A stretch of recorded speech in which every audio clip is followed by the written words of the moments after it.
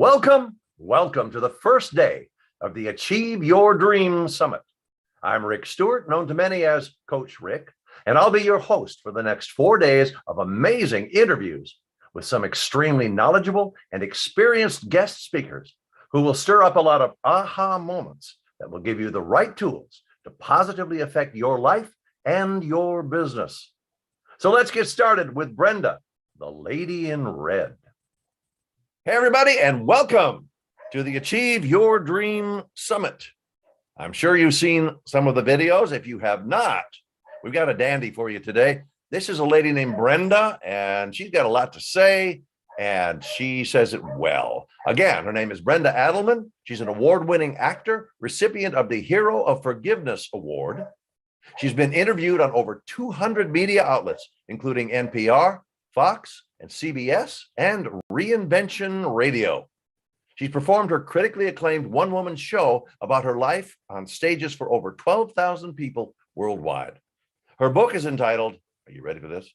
My Father Killed My Mother and Married My Aunt, Forgiving the Unforgivable.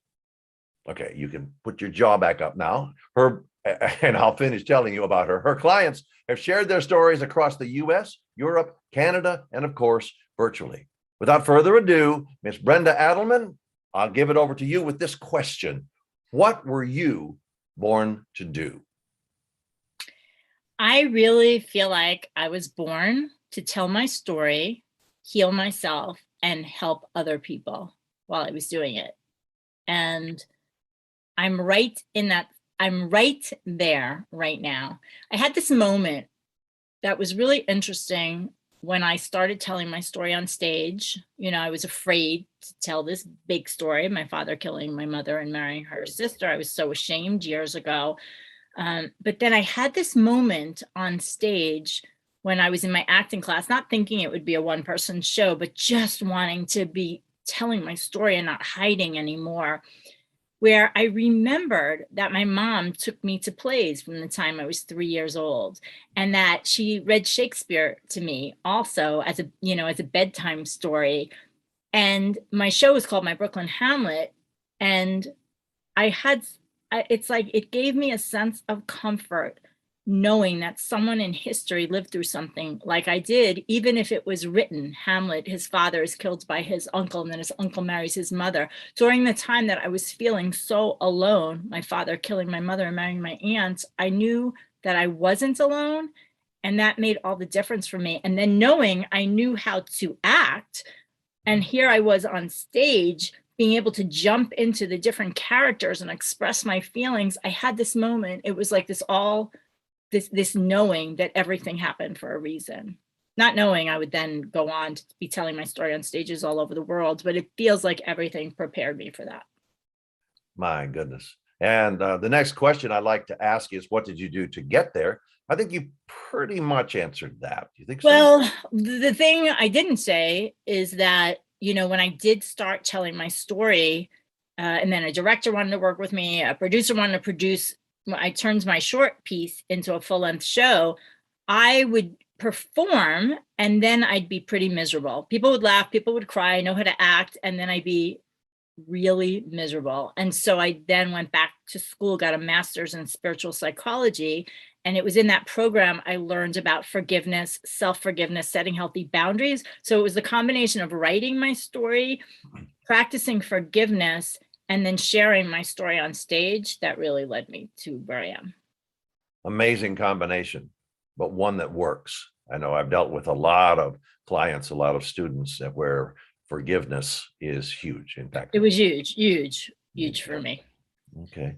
Well, okay, then tell us a little bit more about your business and how the question is, how does your business fit into your dream, fit into what you were born to do? Now you're smiling big on that one. Okay. I am, because I'm definitely more of a creative. Like, I've really had to learn how to put my right and left brain together and learn how to make it into a business, because I was an actress when my mom was killed. I was an actress. I wanted to perform. I would have performed for free anywhere. And one of the things I teach my clients is how you can make money sooner, because I didn't realize that back then it wasn't, of course I want to express myself, but if I get paid to express myself, I can keep expressing myself more. I don't have to do a side job. And so the business kind of evolved on its own. So I started getting paid for my show, and then I would do it sometimes, my 1 hour show. I would perform sometimes at spiritual communities, and this minister at a unique church knew me, and he was like, you should do a workshop on forgiveness, because I do a ceremony of forgiveness in my show. He's like, you know how to do that. And I was scared, but I was like, okay. And that's how my book came about, because then I wrote my process down into a book so that I could share it in a workshop. But before that, I had started coaching, because once I forgave my father, maybe it was just in the way I was being and how I was talking, but people were coming to me and wanting to be coached. So it kind of happens without a business plan at first. But then I would have so many people taking me out to lunch to like find out how I had so much success with my show, that I turned it into my first digital course back in like 2014, 2015, so that I could reach people everywhere. And I was saying the same things over. And instead of doing like one-off coaching sessions, I then turned what I know into digital courses. Wow. Wow. Well, and I'm sure you have clients all over the place All over the world. Yep. because of the subject matter. Excellent. Excellent. Okay. So will you tell us the title of the next phase of this interview and why you chose that particular title? Tell your secrets on stage powerfully in service to your business. The reason I chose that is I was looking at how is what I teach different from other storytelling coaches, or, I do teach, it's like branding your story, but what it is I took something that was a secret that I had a lot of shame around. I healed it, and then I put it on stage. And from being on so many stages in so many different communities and having talkbacks, I realized just how much everybody is going through, and they're just secretive and afraid or ashamed or guilty.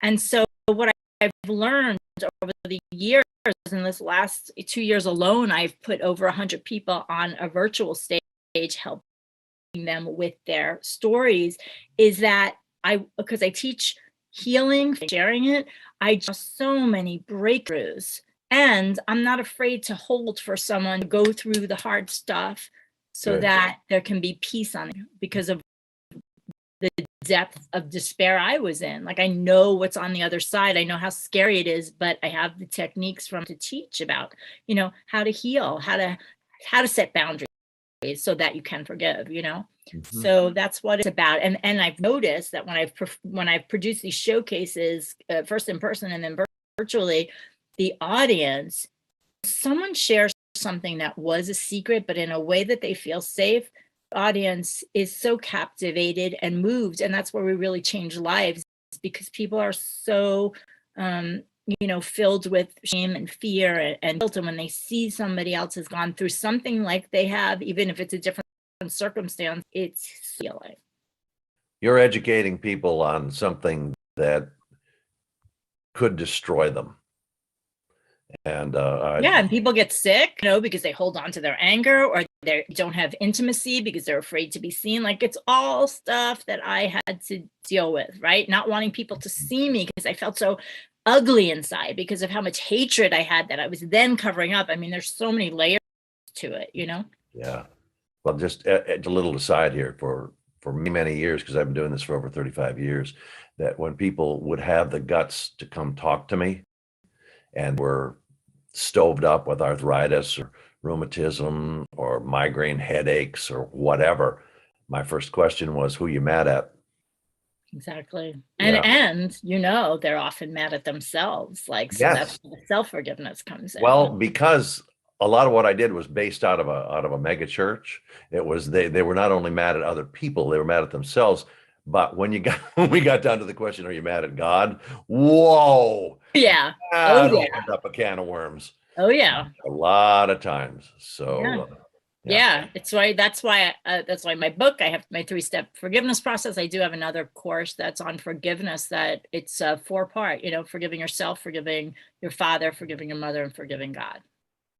Well, I really need to check out this course then. It sounds like we're on the same page.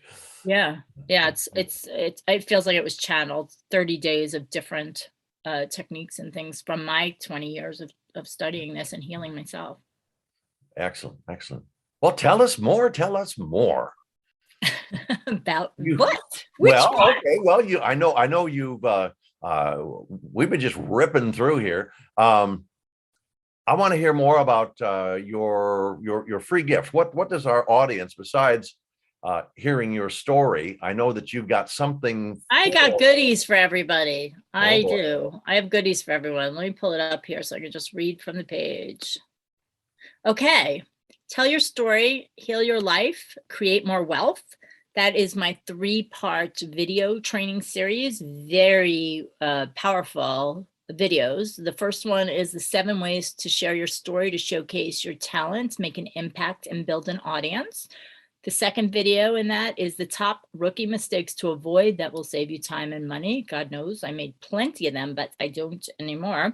And video 3 is the top 5 tools to get out of your own way and finally shift into flow and attraction energy. And this is a course It is a that 3-part video training series that when your viewers sign up, they will get it delivered to their inbox. excellent. Oh my goodness.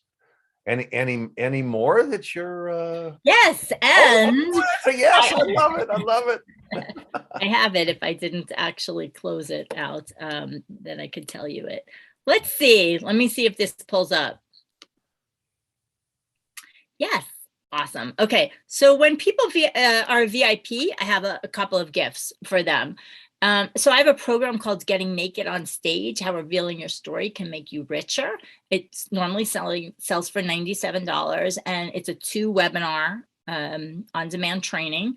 And it is the first webinar. I did it live at first. It's the first one is about healing your heart. So it's about finding your vulnerable, passionate, and powerful story. I give my technique for how to find your story that you're going to lead with, how to choose which story will connect with your audience, how to craft an engaging story, and how to be captivating as a presenter. And then webinar 2 is about sacred sharing your story in a conscious, confident, and creative manner. So learn all the different ways that you can make your mark in the world while expressing yourself and building your expert status without feeling confused, overwhelmed, or stuck.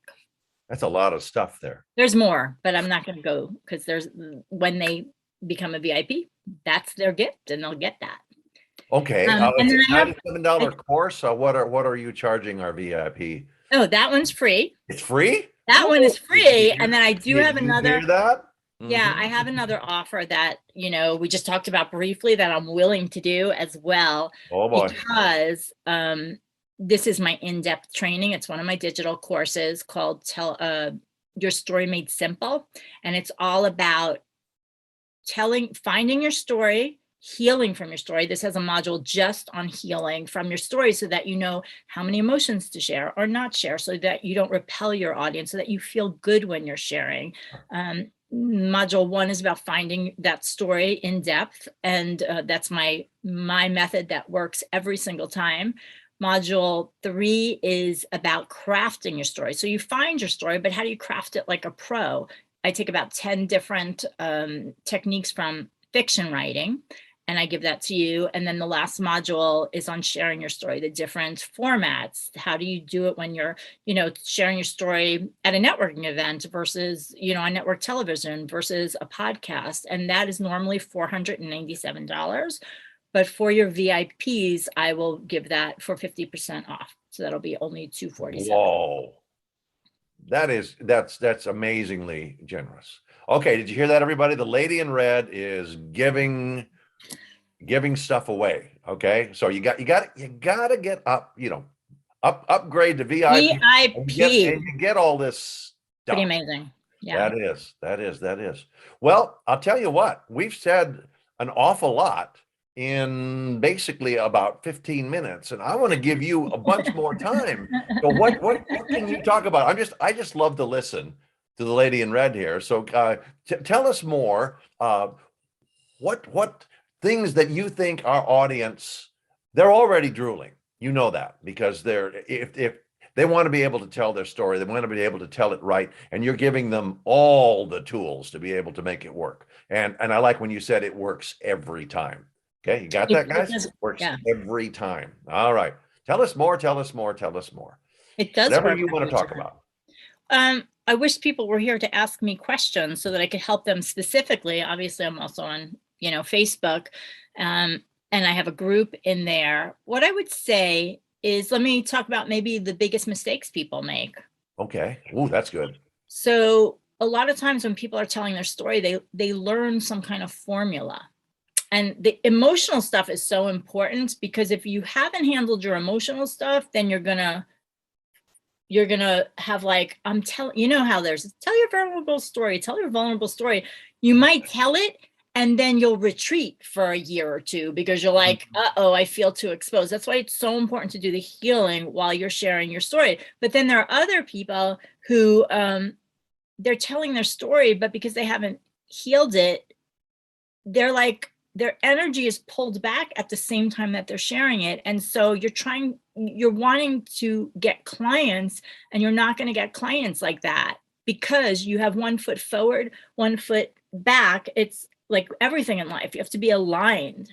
So I'm never saying share your secrets that you're not ready to share. I'm never saying that. However, I am encouraging you to follow your muse. If this story is up, it's either up for healing or it's up for healing, and so that you can share it, stand out in your business, and help people along the way. Another thing, sometimes when people are sharing their own story, this has to do with crafting, is they have a lot in their mind. And again, I made all these mistakes, and unfortunately I did it publicly for reviews and stuff like that. So I teach this so that when your audience as experts are out there, you don't get a second first impression in your business. We have saturated markets in what we all do, but you can stand out if you are so in alignment and you know how to share your story. You're going to stand out from someone else who's doing the same thing. But what was I saying about craft? I know I was talking about crafting your story. Mistakes that people make. Mistakes that people make. Well, I'll get it. They have it in their mind, all the details and everything that happens, but because it's so clear in their minds, they don't articulate it. The easiest way I can say this is like, if I say, oh, that cat is so beautiful. Oh my God, I remember it. I just loved her so much. You have no idea what that cat looks like because you're bringing your own life history into it. So I might be thinking about a Siamese cat. You might be thinking about a tabby. And as a storyteller, you want to be really clear because it will make the story richer. But it happens more often when, like, I had a client who was talking to me about her household growing up, and she was saying how, it was really harsh, but her family was in love. So that's a generality. But in her mind, she had her whole story about, domestic violence in her house, this and that, but she wasn't sharing it with people. So if I just say something like it was harsh, all these questions I have is, well, how were they in love if it was harsh? And what does that mean? You don't want to take people out of what you're trying to share, especially if your goal is to sell something or get a client. You want to help them step by step to go on the journey with you instead of having it in your head. I hope that makes sense. It does. It does. Very good. Okay. Other things people need to know from Miss Brenda. Oh my, so much to know. Maybe I should talk about my forgiveness process. That's pretty exciting. I think Whatever you want to do. Because if you don't heal this inner stuff, and this is really what sets me apart with my storytelling, if you don't heal it, you're not going to even realize that you're not showing all of yourself because maybe you're afraid you're going to be hurt. You're not collaborating with that person who might be a good collaborator because they remind you of someone, or you're going to create conflict instead of knowing how to communicate in a centered, powerful way. So let me just share briefly my the steps in my forgiveness process, because this was the first step is so important. The reason why I stayed so depressed for so long and really immovable is because I hated my father so much for taking my mom, taking her life. And I loved him so much. And I was trying to jump to forgiveness because I couldn't get my mom back, but I was seething with anger inside. But there are two type of people usually, people who lash out or people who lash in, what I say. So for lashing in, it would be instead of hurting other people and being aggressive, it shows up in addictions, isolation, right? Things like that. And if you don't heal that anger that's underneath, it's gonna come out to someone probably closest to you who doesn't deserve it. So for me, I spent so many years saying, well, that's okay. I'm forgiving him, even though, you know, I would talk to him, I would not talk to him. And so in step one of my process, it's actually moving out of denial and into acceptance of what is. So that would be accepting what happened and accepting your feelings about it.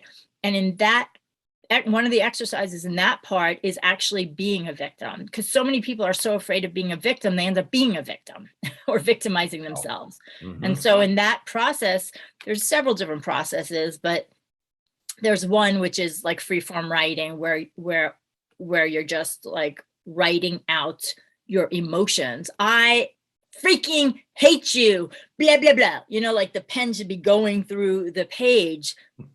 Because, and a lot of women are like this, some men, but women, you know, we want to be nice. We're taught not to express that anger. And that is the thing that I would say kept me in an addiction with food and exercise. So I would overeat and then over exercise. And then I'd beat myself up about gaining weight, or I'd get hurt, have an injury from over exercising. And I wasn't thinking about what I really needed to think about, which was I'm freaking angry at my father. And so in this step one, it is really honestly giving a voice to your emotions, but how it's different from journal writing is you are never reading it over. It is about using this as a nurturing way for you to get out your emotions. And at the end, give yourself, you know, give thanks for being able to take this time with yourself. Go to therapist if you have to. I'm a coach, but, and there's a little more to the process. But at the end, you absolutely throw out that paper, put a Sharpie through it, light it on fire, you know, in a healthy, you know, safe way, and you get rid of it. And that's how you can get rid of emotions. And then I'll just say, step two, it's never about indulging. And that exercise goes anywhere from 15 minutes to 2 hours, again, because it's not about indulging, and you do it for at least 15 minutes. So it's not like surface level stuff. And there are a few more nuances to that, but that's the most important. 15 minutes to 2 hours. You close it at that time. If you need to write more, there's more there. You pick it up the next day.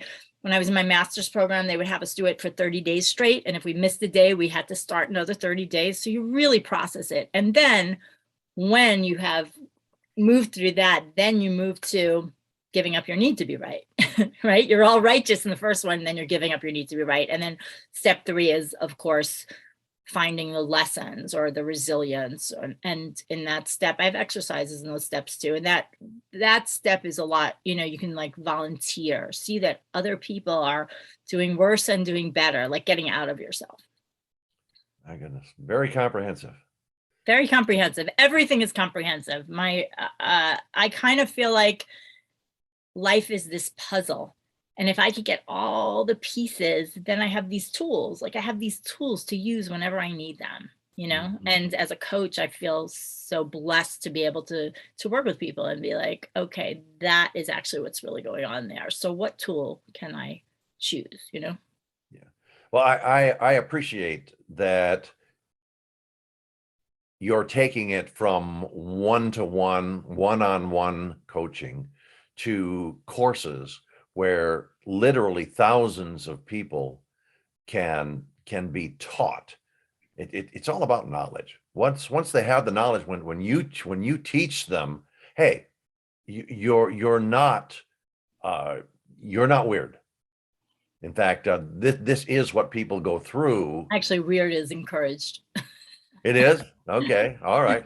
Okay. You're weird. I can say that to myself. You're weird, Rick. Yes, I can. But yeah, I mean, you're saying that people think they're weird because they're going through all this stuff. And what I'm saying is no, absolutely not. I have heard just what people go through. I feel like I'm honored because of how vocal I am with the devastation that I lived through and how I've gotten to the other side, that I'm in this like club where I get to hear what people have gone through. And you must know that from what you've done as well. Like you hear this stuff and you're like, we feel so honored that we're able, like people feel safe to be able to say something, right? Because the last thing people want is to be going through something and then be closed down. And that's one of the storytelling things too. Like I teach my storytellers, even though you have to be really careful when you're working on your story and your secrets, who you're telling at first, because sometimes you might share with like a sister, let's say, who you think, oh, well, we've lived through the same thing, so they'll be supportive, but they see that in the process of telling your story, there is a breakdown before the breakthrough, and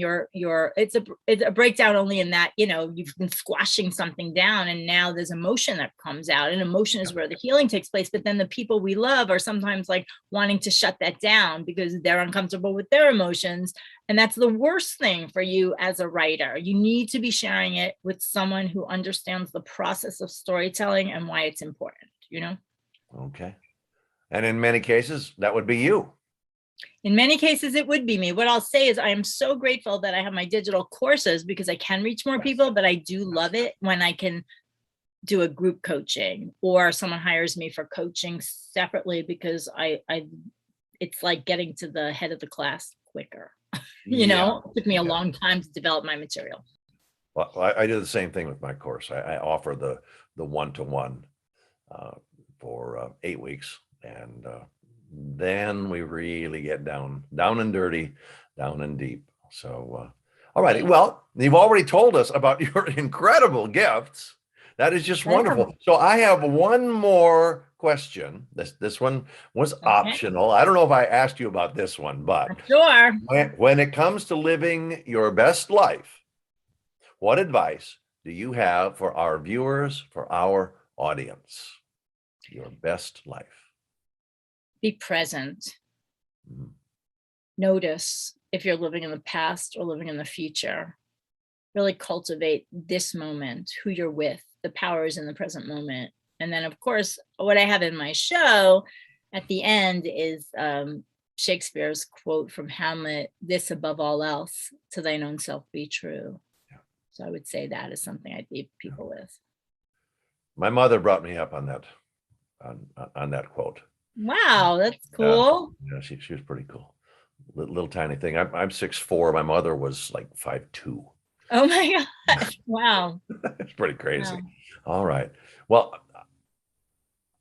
unless there's something else you want to share, I think that's our viewers have got a heart full, a head full, an ear full of just really, really stuff that makes sense and practical things that they can dig into because of your courses. Because of the things that you're giving away or giving away for half price. Oh my gosh, they can dig into who they are, why they're the way they are, and come out on the other side free. Yep, that's exactly what it's about. And for the business owners to really use their story to stand out and make a difference. You don't know who needs to hear your story, and then of course connect it to your business. Okay, so for business owners telling their story, you teach the business owners, besides teaching your clients who are going through whatever. You teach the business owners. Anything else you want to throw in about what you do with business owners? Because my clients are business owners. Like I mostly work with solopreneurs, small business owners, coaches, healers.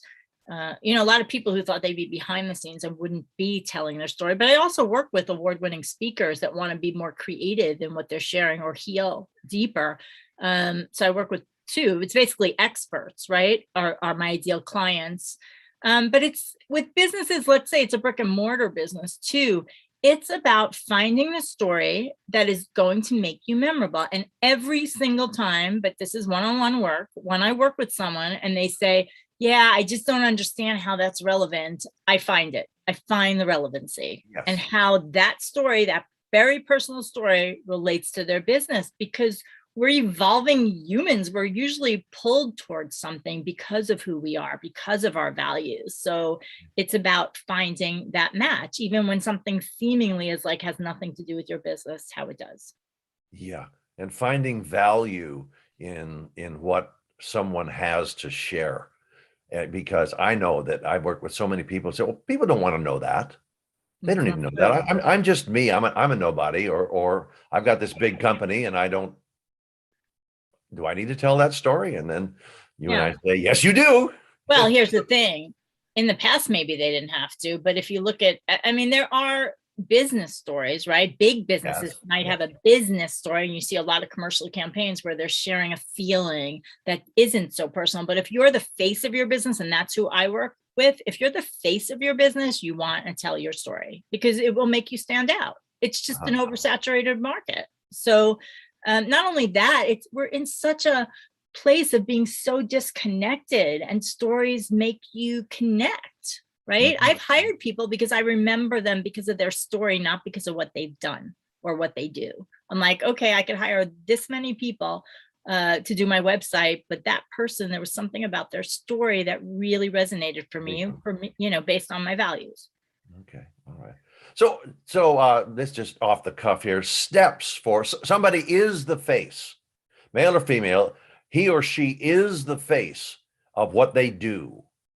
What steps do they need to take? How do they start? Is that a one-to-one with you? Is that buying the Yeah. course or first before talking to you? What are the steps that people need to do if they're serious Yeah. about their story?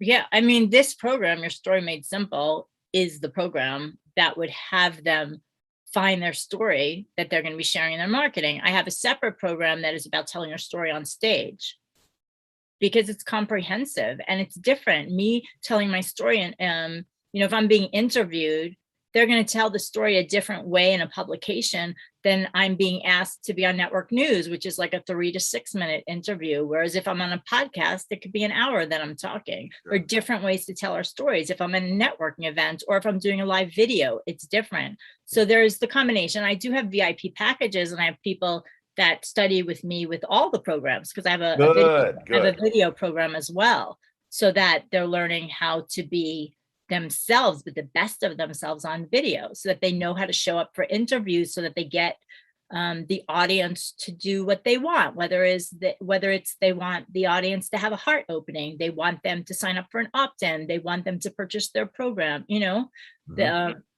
so it's, and then how do you pitch? So I do different programs. I have some exciting things coming up, but I do have, I have a VIP package where people work with me for 3 to 6 months. And then I teach them, depending on if they want to do stage. Right now, there's so much opportunity with like this hybrid stage. I teach that, how do you do conferences that are virtual? Some people don't want to do in-person conferences, but now there is that element, because speaking on stage, even on a conference, I had a client one of my private clients just did that. She had like 3 minutes on someone else's stage. It was virtual.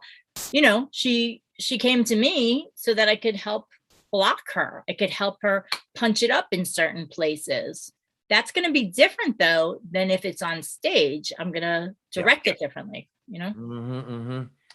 Well, it sounds like we who have businesses, we who have programs can learn an awfully lot in a relatively short period of time, and take the course, the stuff that you're so I giving would say, away. reach out, do that, and then reach out to me. We can always, I like to get on a call with my clients who are investing for a longer amount of time and higher amounts of money, so that we can see if it's the right thing. I want people to be in the same program. On the VIP level, I'm working a lot with people's material. I'm giving them notes, but I'm also giving them one or more of my programs, so that in between us working together, that's how I get such quick results. They're reading, and they're implementing, and they're doing the exercises and stuff like that. Yes. Well, it couldn't be boring. It couldn't be. I've never been told. Stale. In fact, I would venture to guess that even the stodgiest CEOs, male or female, could be brought to life.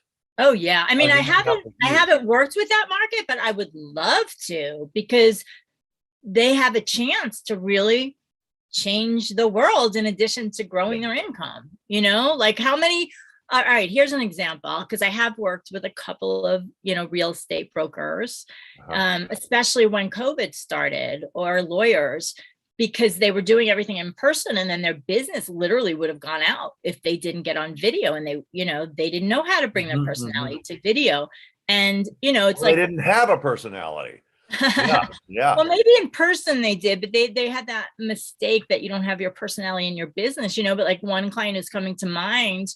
I helped him with the composition, with the background, the backdrop, with how to communicate so that you're talking to your audience, but also like he was a musician. So we set it up where his guitar was in the back too. You know what I'm saying? It's like, bring some personality so that if someone is looking for, a real estate broker or a realtor or something, and they're like, oh, that's cool, that person is a musician, like connect on a level where you're a person, people have something to remember you by, like my red curtains, know. But it's me that fits with my personality. I'm an actress, so I have curtains, I have a microphone. With him, he had a beautiful room that was brown, very classy, and then he had the guitar there. It was beautiful. It's about, that's why I love working with people one-on-one, because then I can really help tailor it to the person, their businesses. And when you find those people and they're not musicians, you send them to me, because my son and I write theme songs for business. Wait till you hear mine for a Strategy for Destiny. It's going to be up and running here pretty soon. Cool. People are gonna get a big grant out of it. That's great to know. Cool. They'll remember. Well, do you have any closing remarks? I do not. I feel full. So much in a relatively short period of time here, lady. So I'm in the New York Minute. Yes, yeah. Well, I couldn't be more thrilled with this interview. So I think we're going to let you go, and we'll just smile at the people. And remember, you can upgrade for practically nothing and get all of this lady's stuff. It's so exciting. I mean, I'm going to get all of it, and I'm going to study it. I'm pretty excited about that. All righty. Well, without further ado, bye-bye, Miss Brenda. Hey, everybody. Welcome once again to the Achieve Your Dream Summit. Yeah, we've got so many great speakers. I'll tell you, one that's just a whole lot of fun is this blonde lady with the big smile. Okay. Her name is Maria, and I'm going to get it right. It's Mantadakis. Very good. Did I do good? Perfect. Up on the back. All right. I'm going to tell you a little bit about Maria, and then I'm going to turn her loose because she's got a lot to say. Maria is a best-selling author, award-winning inspirational speaker, and a personal development trainer of more than 20 years. She is also the creator of the course Life Transformation Mastery. That's quite a title. For 15 years, she was a certified trainer for Dale Carnegie's course, and is also a Jack Canfield Success Principles certified trainer. Her company, Recreate Success Now, offers life transformation mastery and personal life coaching that empowers participants to achieve their dream life and experience life transformation to their next level of greatness. What a great line. That is wonderful. And you can find out more at her website, and we'll have all of that up here eventually. But anyway, Maria, since our theme is Achieve Your Dream, I like to, and our viewers will know this already, I like to start with a question, because I want people to get to know you. I want them to get to know your story, not just what you do, but who you are. We're human beings. Yes, we're human doings also, but I want them to get to know the human part, because the times that we have spoken, the times that we have discussed the world's problems and solved them all, you were very, very insightful. So I'm going to turn this loose. Maria, what were you born to do? So Rick, again, many years ago, I wouldn't have been able to answer that question. But now it is so clear as to what I was meant to do. And that is, I empower, I inspire people to live their purpose and to reach their next level of transformation. There is an explanation that goes with that. And basically, even in my book, I describe how there's multiple versions of us, Hmm. and there is multiple aspects of us. And what I mean by versions, um, remember when you were a teenager, Oh dear. maybe the girl you liked didn't like you back, or the boy you liked didn't like you back. It was the end of the world, the end of the world. We didn't want to live anymore. We didn't want to go to school. We didn't want to do anything. Life was over. Life was over. And now we kind of look back and we laugh about it, right? We're like, oh my gosh, how silly was I? In fact, you weren't silly. You were just a different version of you. My next version after that, I got the girl 45 years ago. I did. I got her. And when she Perfect. yes. So Perfect. I lived through that first iteration of myself. It was Yeah, rough, just like you said. absolutely. It's a rough moment.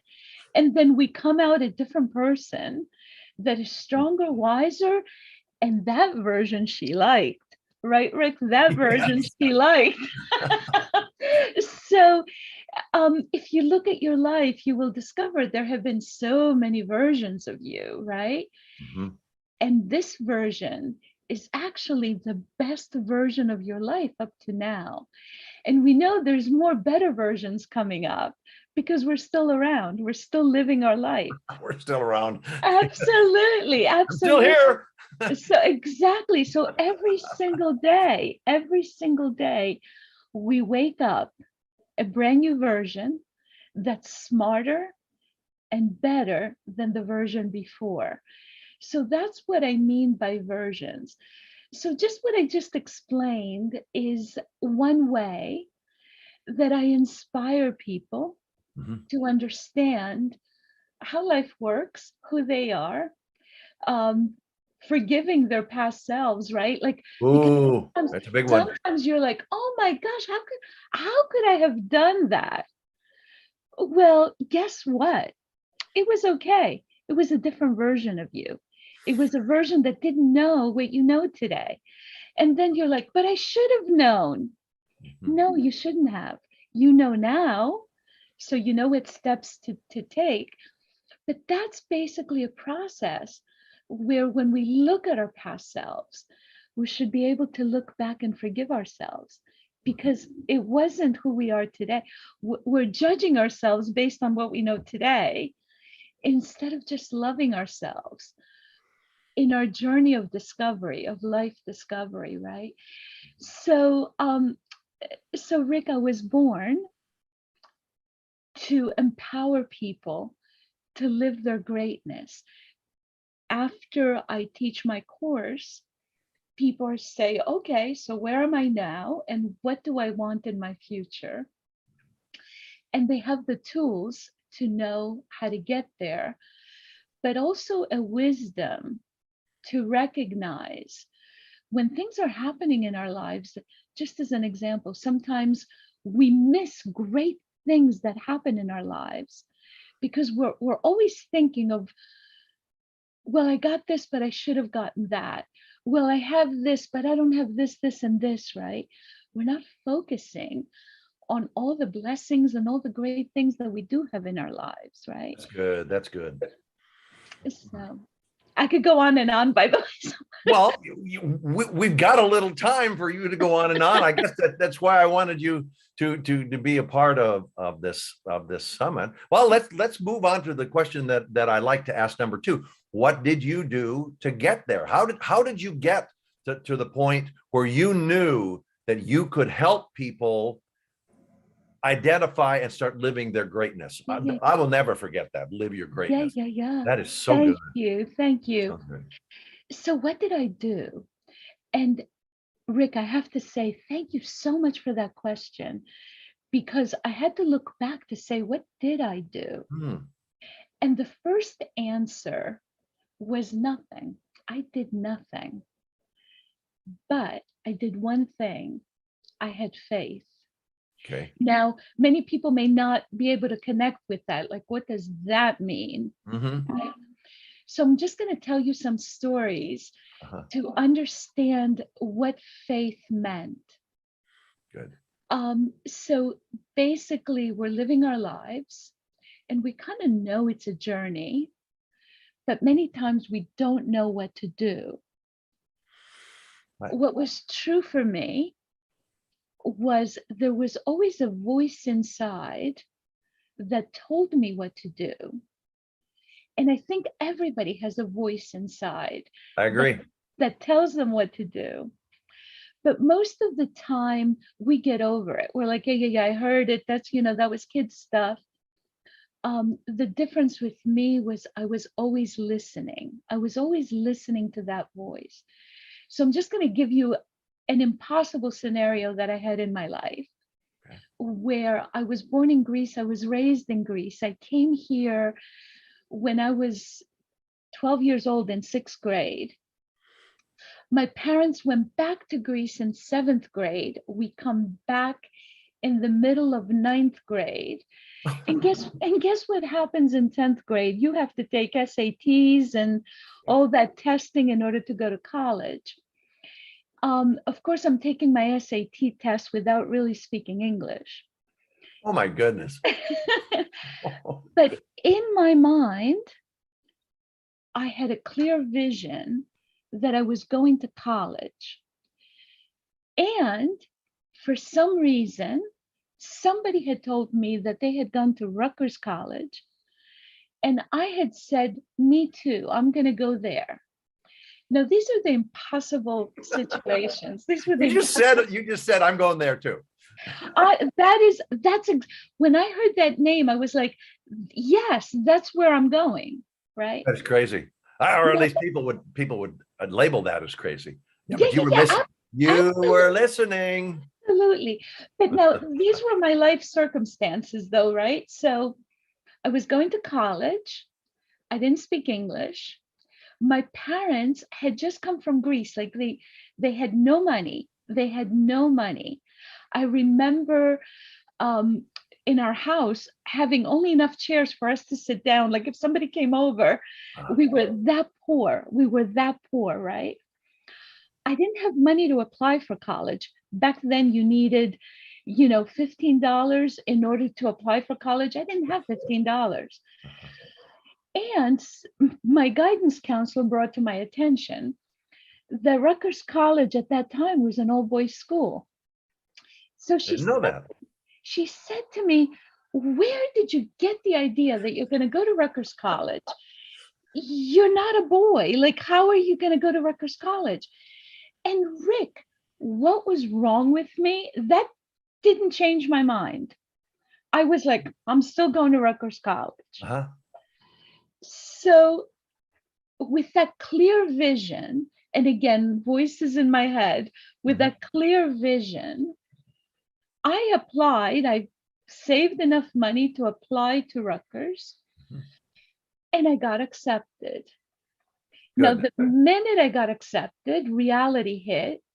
Oh my God, I have no money to pay for tuition. I have no way to get there. I have no transportation to get there. And at that time, there was a dean of Rutgers College. His name was Dean Richard McCormick. And long story, but I got to meet with him. And I said, I always wanted to go here, but my parents don't have the money. I just can't afford it. And he said to me, are you willing to work full-time at the college? And then your tuition could be free. And of course I said yes. And he set my work schedule around my classes. And he watched over me the whole time I was in college.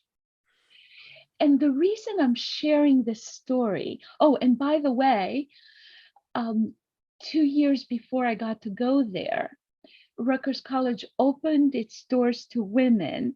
So when I got there, I was like one of the first women to go there.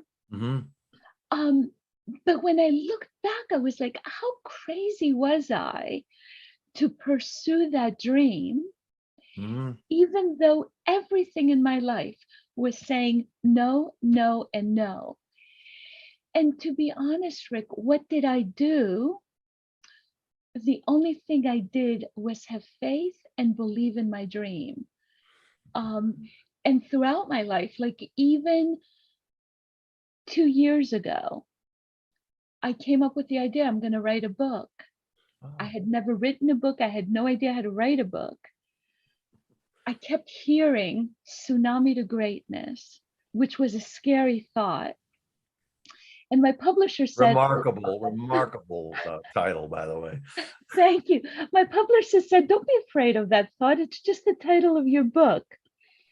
And now I had a title for a book, but I didn't have a book. And again, something happens on a visit to Starbucks. And all of a sudden, I had a book that was written in a few months. It became a #1 bestseller in 6 different categories in Amazon. and basically, when I look at my whole life, and what did I do? I just followed the vision. Sometimes I didn't even know where the vision came from. Sometimes I didn't know where the title came from. Who would have a book that has the title of Tsunami in it, right? Like, it's not exactly positive. But again, the book tells you how when you get hit with a life situation that you think is so difficult that you can't get through it, when you hit bottom, to know that it's just your promotion to your next level of greatness. So Because true. if you look back at your life and you look at how many times you got hit by something that was so overwhelming, you thought it was the end of the world, you actually came out a stronger, better version of you that could handle much more and achieve much more in life. So what if we were happy always? Because whether good things are happening or what people call bad things are happening, we always define them as good, because we know it's keeping us on our life journey, and it's going to bring us to our next level of what I call greatness. And it's the faith. Faith, another word for faith that's right up there is belief. And it's believing by faith that you're hearing correctly. And you know why? Because you want to. A lot of people don't really want to, because it would upset their routine, you know, whatever their status quo is. And that's what I do with Strategy for Destiny. I'm sure you do with your course. I mean, we're probably in close to the same age group. I'm older than you are, but it's okay. But we know that you have to zero in. You have to focus on what you believe and make that happen, instead of just living in that sea of regret. Absolutely. That'll take you out early. Absolutely. And I think most people are afraid to look at their life, right? Like, our courses really may scare people, because we say They're supposed to. Notice your life, notice what's going on. That's when you realize, even though there are many things you may have judged as bad, and again, we have to question that always, right? Because sometimes we don't know what's good and bad, right? Like, it was so funny. I was having a discussion with my son the other day, and he was telling me, Mom, why did I go out with so many girls where it didn't work out, right? Like, where there was real love there, but it just did not work out. And I said, I don't know, but in my relationships, when it didn't work out, it still gave me so many tremendous gifts. So if we look at our life from that perspective, I think that's when the gifts keep on coming, right? Yeah. So that it's, you hear this a lot nowadays, but it's not a setback. It's a setup for a comeback. And it's hard. It's hard in today's world, especially, to think that there is something better today. That's all we have to work with. We don't have yesterday to work with. We don't have tomorrow to work with. We have today to work with. So what am I going to do today to get to greatness? What am I going to do on my end of things? What am I going to do to discover my passion, my vision, my dream, my destiny, and then figure out how to get there with a plan? Exactly. Oh, that scares the wee out of people, Maria. Really does. Now, they think they can't do it. They really do. Absolutely. And of course they could. And I think that's why we're here, right? Like Yes. people that are meant to mentor and coach people into achieving that next level, right? So yeah, it is it's really great when people could see their life from a different perspective, a more positive perspective. Mhm. And that way they get the empowerment to Yes. live their good life, their dream life, and to achieve what they're supposed to achieve Mhm. while we're here, right? So And it's interesting that a lot of the people who will come to you, that will be led to you, will be loved into their greatness by you. People who come to me, I'm going to slap them around a little bit, and if they're going to the left or to the right, I'm just going because I tell people that no one cares as much about your dream as you do. And if you don't do something about it, you don't do something with it. First of all, you darn well better discover what it is. And we Yeah. both teach that. yeah, Better figure out what it is, and then you need to figure out what to do with it instead of follow your dream and Yeah. discover your destiny and all that stuff. Well, if you don't have something that, okay, here's my dream and my destiny, and they come together, and I have what I call an action plan. And Yeah. and your course, oh my gosh, what a great course, because you've told me some about it. So you never know. If somebody just needs to be loved, they can go to you. If somebody needs a drill sergeant, you know, they can come to me. So I'm assuming that if someone is not doing what they're supposed to do, Mhm. there are two reasons, right? Yes. One is fear, Yes. fear of the unknown. I agree. And a second reason is lack of knowledge. Like many people just don't know what to do, right? There's a movie that I just love to watch, even though a lot of people find frustrating. That's called Groundhog Day, where the guy just Oh, yes. wakes up on the same day every single day, right? Mhm. And when you're stuck in that, you don't know what to do, right? Like in the movie, he just, at one point, he commits suicide, and the next day he wakes up again in the exact same day, right? Where you just, regardless of what you do, you just can't get out of it, right? You Right. can't get out of whatever you're Or living. you think you can't. You've talked yourself out of your actual plan for your life, your actual future. And for Exactly. me, it's what I will say, because this is how I grew up. It's what God wants. It's his plan for my life. But before I was even born, that there was a plan there, and everybody has that, whether they want to agree with me or not.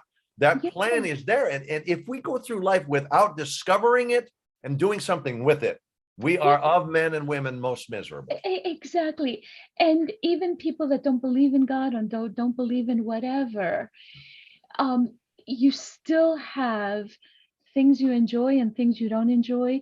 You still have things you like to do and things you love to do and things you're passionate about. Mhm. But what happens for many people, it's just like we let our passions dry out. We let our passions, we just get into these routines, and we're afraid to get out of those routines. And actually, the next version of you, the better version of you, is outside of your routine, right? And what we do in our own special way, right, Rick, in our own special I'm just way, loud, that's all. it's just help people, number one, understand themselves, Yes. help them through the fear, right? Because fear is not real to begin with. It's false evidence appearing real. Fear is false evidence appearing real. So we could help anybody through false stuff It's most of the time our beliefs. It's stuff that somebody told us 100 years ago. I always use this example, right? I always ask in my class, if you were in kindergarten right now, and I asked you to come up and sing your favorite song, how many of you would come up and sing your favorite song? And most people raise their hands, because when we were in kindergarten, we didn't care. We just wanted to sing our songs and we wanted to have fun. We didn't care. And then I say, well, if I ask you now to come on Zoom and sing your favorite song, how many of you would do it? Exactly. And I get the one hand. I always get the one hand. But I'm like, what happened to us? Yeah. What happened to Good us? point. Right? What happened to us between kindergarten and now? Mhm. Somebody, we were singing and making noise in the house, and somebody said, stop that terrible noise, stop singing. And all of a sudden we believed, whoever was frustrated with themselves at that point in time, that our song is not nice, or our voice is not good, or we should be embarrassed about singing, or we bother people when we sing. And all these beliefs and all these thoughts that we make real that are not even real, right? So That's right. I've got to move you on to the next question. And this is a killer right here. How does your business fit into your dream? Now, you've answered a lot of that, but do you want to expand on that anymore? How does your business fit into your dream? So for many years, for 15 years with Dale Carnegie, and many, many years with the Jack Canfield training course, and Wow. many, many others. And now with my course, Life Transformation Mastery. But for many years, I was teaching other people's things. Uh-huh. I was still helping people through their life transformation, but using other people's methodologies and other people's material, right? Mhm. I decided to start my business called Recreate Success Now, because I found, okay, I was exposed to all these different methodologies, but I found that I have a methodology that works. And just as an example, when I ran my course in a beta setup, people's lives transformed beyond what I expected, right? I thought, yes, you would reach your next version of yourself, but there were people who actually, I had one gentleman had a dream. He was working in sales in his company, and he always wanted to be in the training organization. While he was taking the course, he became in charge of the training organization of his company, which was beyond what he expected, beyond what I expected, right? But it's almost getting into a zone, receiving the methodology to bring people into the zone to achieve their dreams, right? So that's what I think my company brings to the world. And that's how, and my purpose, my dream is to help as many people as possible have a life transformation and live their purpose. So, so my company absolutely does that. Wow. Wow.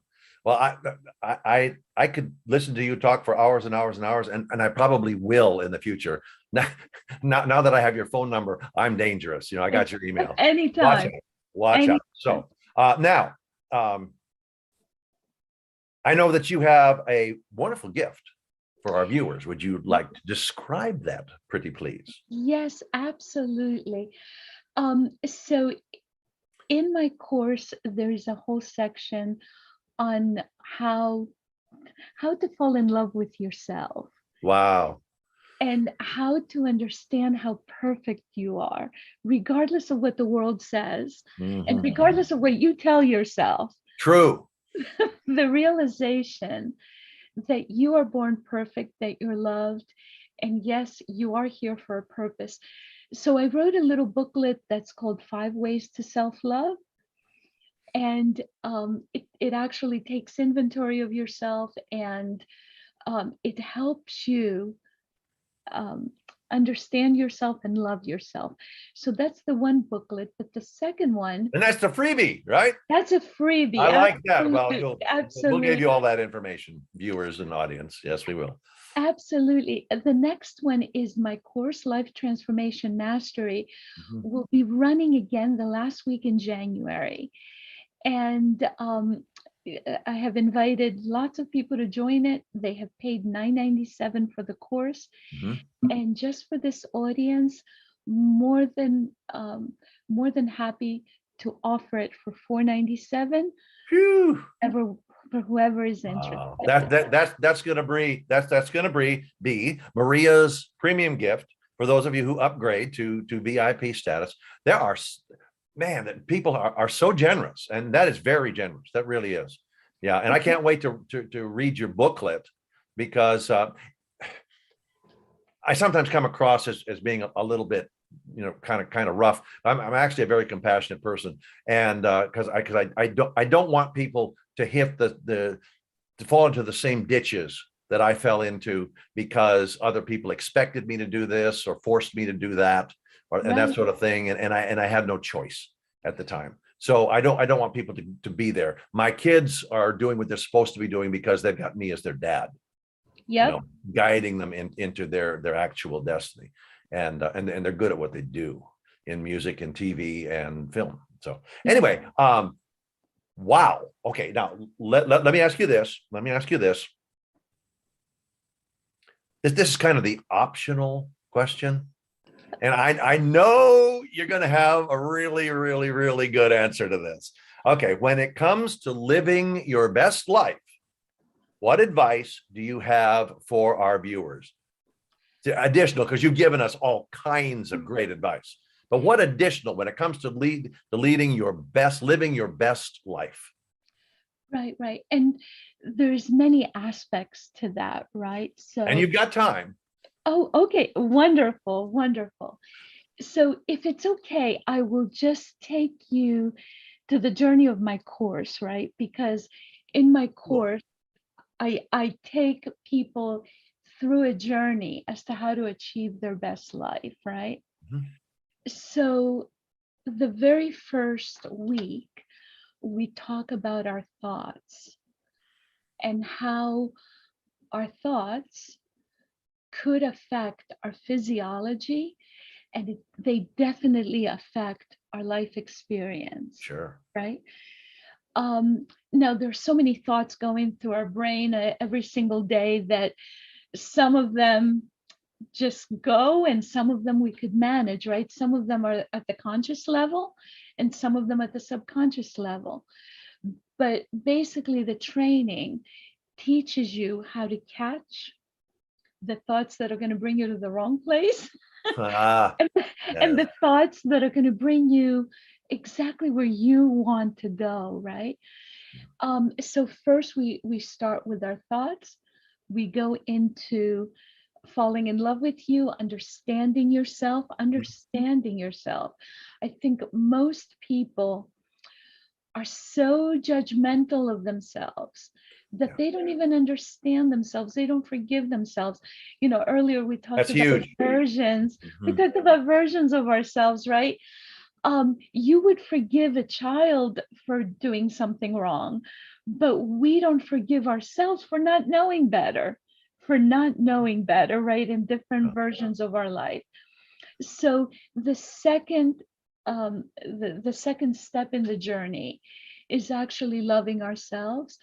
I go into dealing with others and dealing with judgments and whatever else may come when you start including the external world, and understanding that at the center of everyone there's love, right? Yes. So the next journey is understanding universal laws. And of course, we all know about the law of attraction. We go into that, but there's 11 other universal laws in play Mm. that no one ever talks about. So a lot of people say, oh, the law of attraction doesn't work.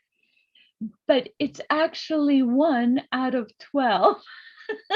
Okay. And again, in the universe, everything works in synchronization, in synchrony. So if you ignore the 11 and you just focus on one, you may conclude that things don't work. But of Mm, course things work. If they work for the trees and the planets and the animals, why would we think that they don't work for us, right? The next step is understanding the universal laws, and then understanding synchronization in our life, because it's not just what do you want and how to attract it. There is also an orchestration in the universe. When you understand all 12 universal laws, you understand that there's an orchestration. It's just like an orchestra. hmm And sometimes we don't know the orchestra leader. Some of us, we do. Sometimes we call it God, we call it universe, we call it, spirit, whatever we call it. hmm But there's actually someone who orchestrates everything that happens. And it takes us noticing synchronization, noticing miracles. Yes. We are more prone to say, oh, it was just coincidence. We Mhm. believe in coincidences, but we don't want to believe in miracles. Hmm. And it could be a coincidence. It could be a coincidence that a person like me that had no money, was the wrong gender, really had no chance of going to that particular college, not only went to that college, but I was offered to work there in order to get Yeah. free tuition. I had free books, I had mentors. We could say, oh, all that was just a coincidence, No such right? thing. No such thing as coincidence. Right, There exactly. isn't. No, it's So just, that's just ex- it. There's no ex- such thing as coincidence. Case closed. Drop the so, mic. so once you understand synchronicity, orchestration, miracles, Mhm. then you could understand your next level of greatness and actually achieve it. So Wow. that's basically the how. The course hand holds a person into each of those aspects, which Mhm. is a lot. It all takes place in 8 weeks, right? So in 8 weeks, you could have a life transformation. That's fabulous. By the way, I have hours and hours and hours and hours of stories about miracles. Oh, absolutely. Yeah. Same here. Small, medium, or large. Same Yep. here. Yep. Yeah. And, Yep. incredible stuff. And when you're a part of that miracle, you just kind of look heavenward and go, why I couldn't do that. I shouldn't be a part of that. I shouldn't have been a part of that. That was incredible. It was like God was working through me, which is actually what happened. But Exactly. but people get weirded out when something happened. Like your whole college story is just this next step miracle, next step miracle, next step miracle, next step miracle, next step miracle. Yep. Yeah. Yeah. Yep. I mean, I still say thank you to God for a good parking spot on a rainy day at Walmart. I still do. People go, Absolutely. you are so crazy. No, I'm not crazy. I don't like to get wet. But imagine the synchronization, what had to happen in Yeah. order for you to get that spot, right? Like Yeah. imagine the other person Uh-huh. that went shopping that day Uh-huh. and had to stay in for 4 minutes in order to come out to move their car the exact same moment that, I mean, just if you think about all the things that had to happen in order for you to get that spot, Yes. it's mind-boggling. But most people just enter the spot and they say, no big deal, it was an empty spot. But again, Mhm. when you're grateful about it, you could really think in detail. All Yeah. that you had to do that day, all that the other person had to do, and all these other people had to do that day in Yes. order for you to be in that spot. It's mind blowing. Yeah. Yeah. And Rick, even us being together in this Mhm. recording and live between you and me is a total miracle. Uh-huh. Because if you think in the last thousands of years, we could have been born at different times. We could Mhm. just imagine what had to happen in order for us to be born at the time we were born, I was born in Greece on the other side of the world, for God's sake, Yes. to be here so that this particular moment, we're talking to each other, and at this particular moment, someone is watching these recordings, right? All that had to happen in order for that to come about. Yes. And there's a reason. There's a reason that all this is happening. And the reason sometimes is the universe telling yeah. telling you you're ready for your next step. Uh-huh. You're ready for your next step. And I will tell you this too, that I have told other speakers who have been gracious enough to be a part of Achieve Your Dream, that I am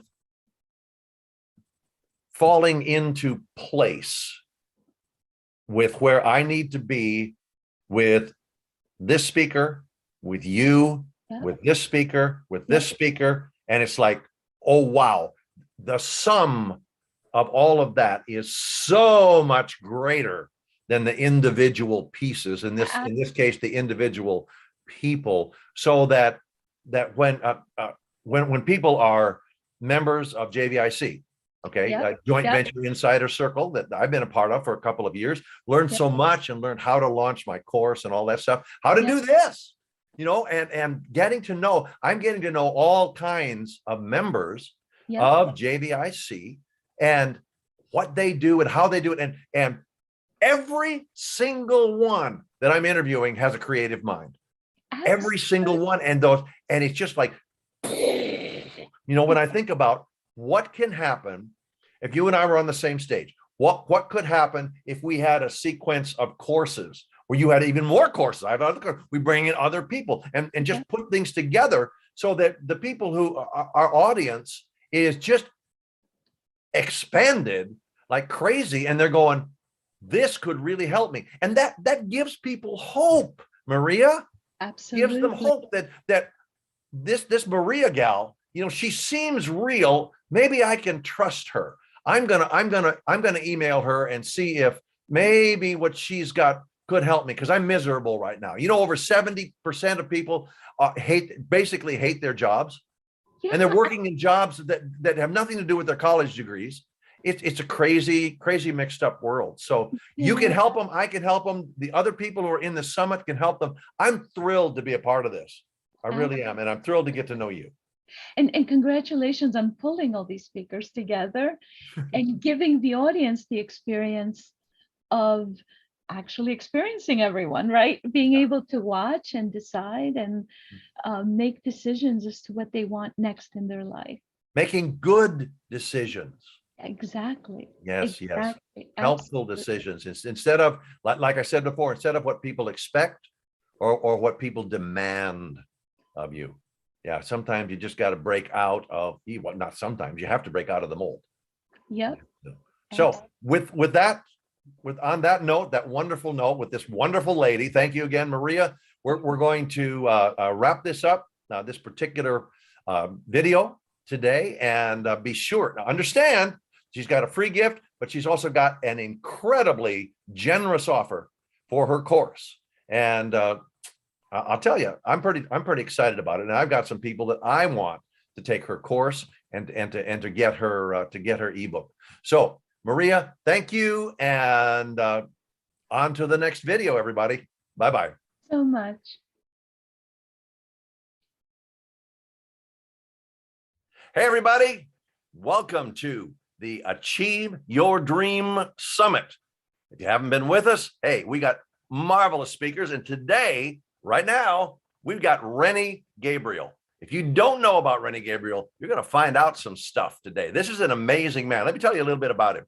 Rennie's book, Wealth on Any Income, has been translated into 8 languages. He failed high school math. Didn't a lot of us. And he was broke at age 50. But here's the good part. By age 58, he was a multi-millionaire. Today, Rennie donates 100% of his program, his book, and his coaching profits to the charity Shelter to Soldier. So without further ado, Rennie Gabriel, take it away. Thank you, Rick. Thank you so much. And it looks like you actually hit the record button because I see it says that up in the corner. We are recording. Yes, we are. All right, we're winning already. Yes. So what would you like to ask me first? Well, since our theme is achieve your dream, let's start with this all important question. This is the crux of what I do. And that question is, what were you born to do? What a great question. And I wish I had a good answer for that. I'm thinking it may be one of two things, and they may be the same thing. I really love teaching. I taught junior high and high school. I teach at UCLA still, but I think what I was really born to do was to serve and support other people. Excellent. Wow. So, and what did you do to get there? Tried a lot of things, succeeded and failed multiple times.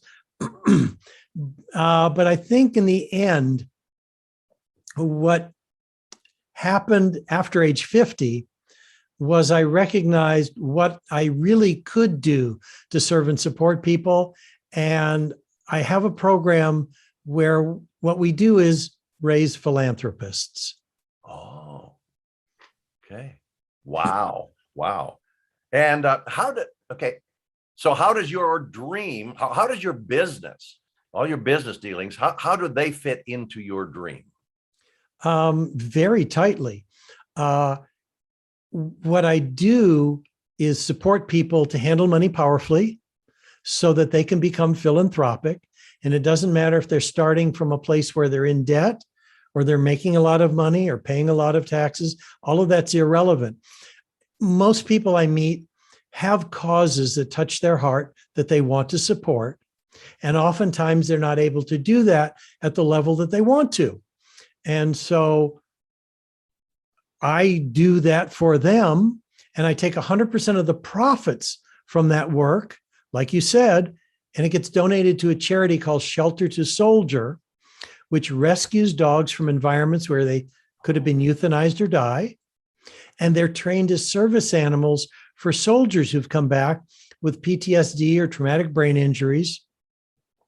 And many of the folks tuning in might be aware that our returning veterans are committing suicide at the rate of almost 1 an hour. Ooh. But not one who's received a service dog has committed suicide. So I'm just very blessed to be in the financial situation where I can donate 100% of my profits to that charity.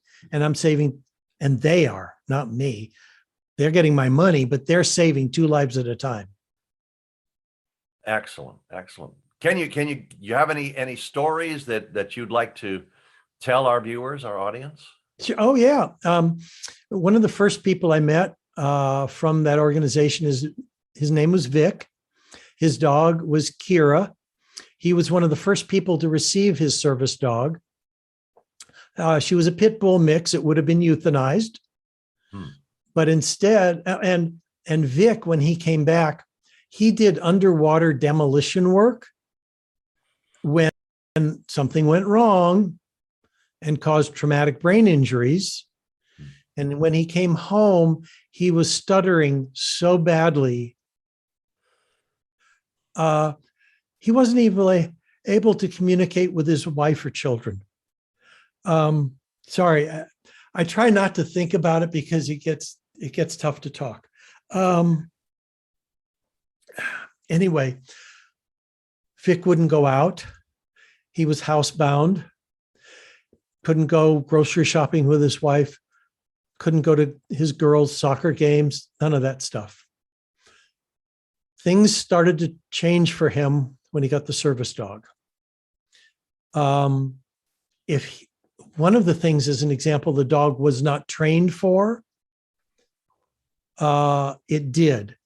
When he was having flashbacks and nightmares and not, screaming in his sleep, the dog jumped up on the bed and started pawing at his chest to wake him up.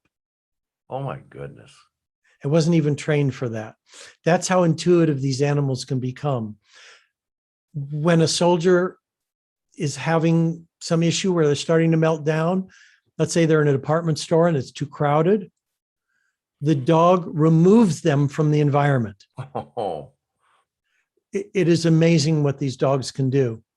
So anyway, Vic was able to start speaking more clearly.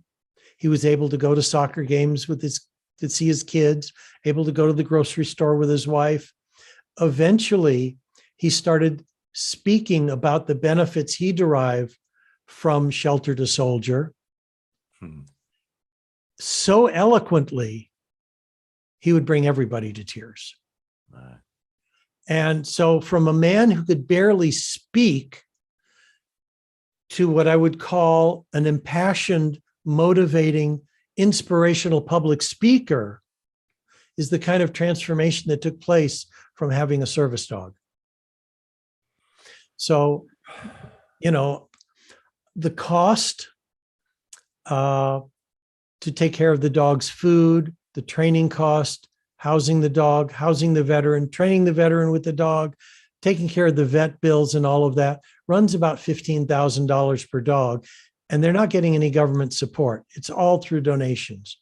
So my wife and I so far have supported 6 soldiers and dogs. That's only, a little over $100,000. But it's just, we are so blessed to be able to do that. yeah. My goodness. And, when you said I was broke at age 50, I'll give you an example of how bad things were for me at one point in my life. Okay. I had to collect soda bottles and cans to get the refund money to buy food for my family. So when someone says they can't accomplish wealth and they're not making much money, that's bullpucky. I could come up with stronger words, but this may be a PG program. So yes. the point being, hey, if I can go from collecting soda bottles and cans to paying more income taxes than I ever earned in my life at this stage, it's available for anyone. I mean, I failed high school math. Anybody could do this. Amazing. I'm sure you've got a lot of those stories. Now, I'm going to point out something. As we're all looking at you and you're talking. Above your head is a pretty remarkable conglomeration of words. It says wealth on any income. Now, I would imagine some of our viewers are salivating just at the thought of what you're going to say and how you're going to tell them. In fact, the title for your talk today, 3 Secrets of the Wealthy. You want to just rock'em sock'em, just hit us with that, because wealth on any income, that's a real attention getter, Rennie. Good. Well, so I'll tell you where the title comes from, and then I'll give you the 3 secrets. Okay. The title comes from the fact that I've produced a multi-million-dollar net worth, starting with only earning $5,000 a month. Now, maybe some people will say, oh, $5,000 a month, that's a lot. That's $60,000 a year. I was saving $500 a month out of that, using a concept that's 5,000 years old. In 3 years, I saved up a whopping $18,000. Wow. And I did not do this alone. This is the most important part. Wealth creation is a team sport. It's not a solo sport. People who attempt to do these kinds of things by themselves will not succeed very well. They may have some success, but it'll be mediocre. If you want to have wonderful success, you don't do it by yourself. You involve a team. You have partners, you have coaches, you have accountants, you have bankers, you have insurance agents, you have whomever that will support you on your journey. So what I'm getting at is, with this $18,000, I was offered the opportunity to buy a little triplex in Los Angeles. That ain't going to buy anything in Los Angeles. So my wife at the time said, well, I'll chip in $18,000, because the realtor said this is such a good deal. I'll chip in half the down payment, which was $36,000. So the three of us combined came up with the down payment. And from that 3-unit property, 5 years later, we owned and controlled 50 units. Wow. So $18,000 turned into multi-millions within 5 years. So that's why it's wealth on any income. Now, what are the secrets? I'm waiting. I mean, okay. Yeah. There are 3 secrets, and I have an acronym for them. It's AFI, which stands for Attitude, Forms, and Investments, not AFI. It does not stand for the American Film Institute. Okay. Okay. So wealthy people actually have a different attitude when it comes to money and how they view investments, how they even listen to familiar information. So attitude is the key. People call it mindset. It's really their attitude. F stands for forms. You and I have probably filled out the same forms that wealthy people have filled out, but they look at them differently. They don't look at their house as an asset. It doesn't generate an income. It generates expenses from insurance and utilities to maybe mortgage payments or repairs. Mm-hmm. And the last item, I, stands for investments. Wealthy people are not limited to stocks, bonds, and mutual funds. There are so many other things available. Just in the real estate category alone, there's 30 different things that people could invest in that are real estate based. There's peer-to-peer lending. There's oil and gas investments. There's cryptocurrencies. I mean, there are so many other things besides stocks, bonds, and mutual funds. So those are the 3 secrets. They have a different attitude. They look at the forms differently that you and I may see, and they invest in things that most people think are the only things available: stocks, bonds, and mutual funds. So how can your middle American family train their mindset, their attitude to embrace what you've just said? Because it is difficult a lot of times when somebody is making, $5,000 or maybe even less a month, and it's like, well, what Rennie just said sounded good, but it went in this year and it went out this other one, because that can't be me. Why can it be me, Rennie? Oh, that's so great, because you almost identified exactly one of the attitudes that's crucial. And I'll give you an example. Hold on a second. Take your time. Okay. We're all waiting. I'll give you one of the attitudes of a wealthy person. Okay. Now, you said you made a statement and you asked the question, and that is the key difference. Rick, let me put you on the spot for a second. Sure. And I think you're going to do very well with this. I'm not worried. Have you heard? I'm going to ask you 2 questions. Have you heard of the expression, pay yourself first? Yes, I have. Okay. Can you explain it? That's the second question. Okay. For me, it's tithe and taxes. Right now, at this stage in our life, if we put some into savings, as you did, you put $500 a month. If we put some into savings, that would be, to my mind, that would be paying myself. And that is correct. So the funny part about it is I ask many, many people this question. I ask podcasters this question.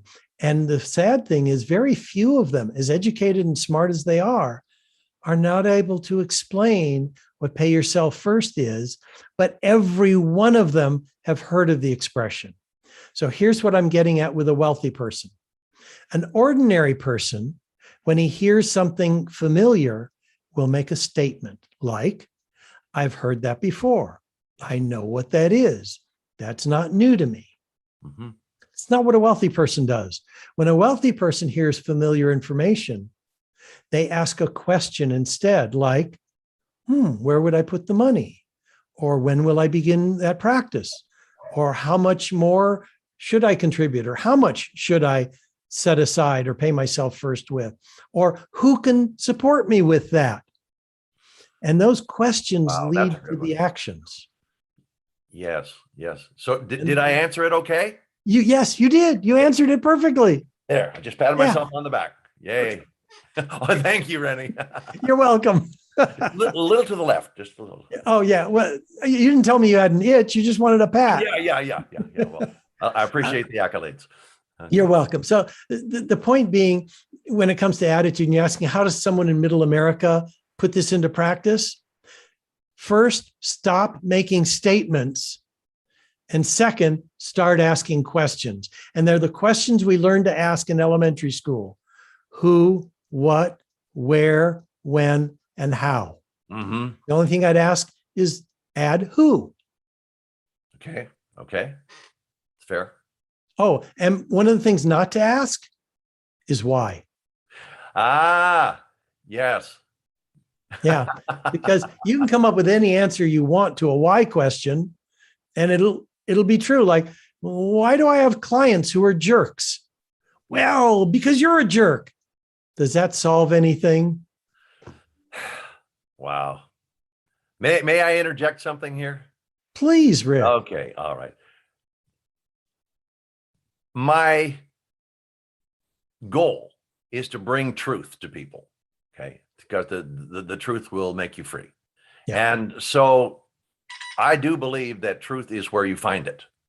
And but a lot of my truth comes out of the truth to me that I've been That's brought up with yes. is biblical truth.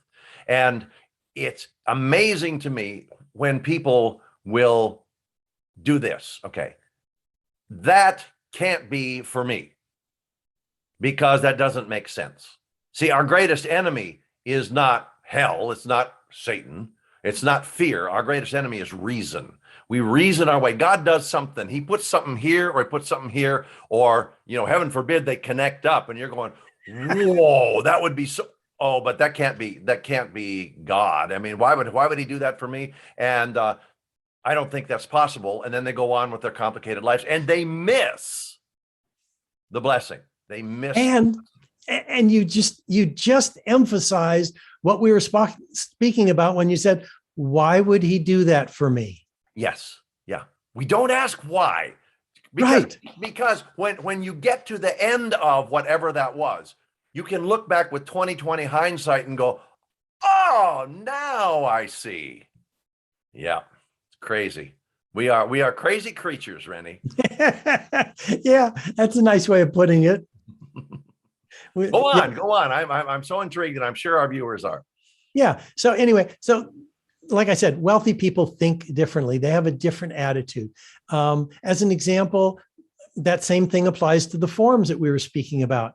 They don't view their house as an asset because it generates expenses, not income. They look at what they own and what they owe in a completely different way. They look at what they own as what will produce an income. It's not a fancy car. It's not a big screen TV set. No. It's what will produce an income. And when it comes to the liabilities, oh gosh, this is another attitude. Wealthy people do not focus on paying off consumer debt before they pay themselves first, before they invest. And I can't emphasize that enough.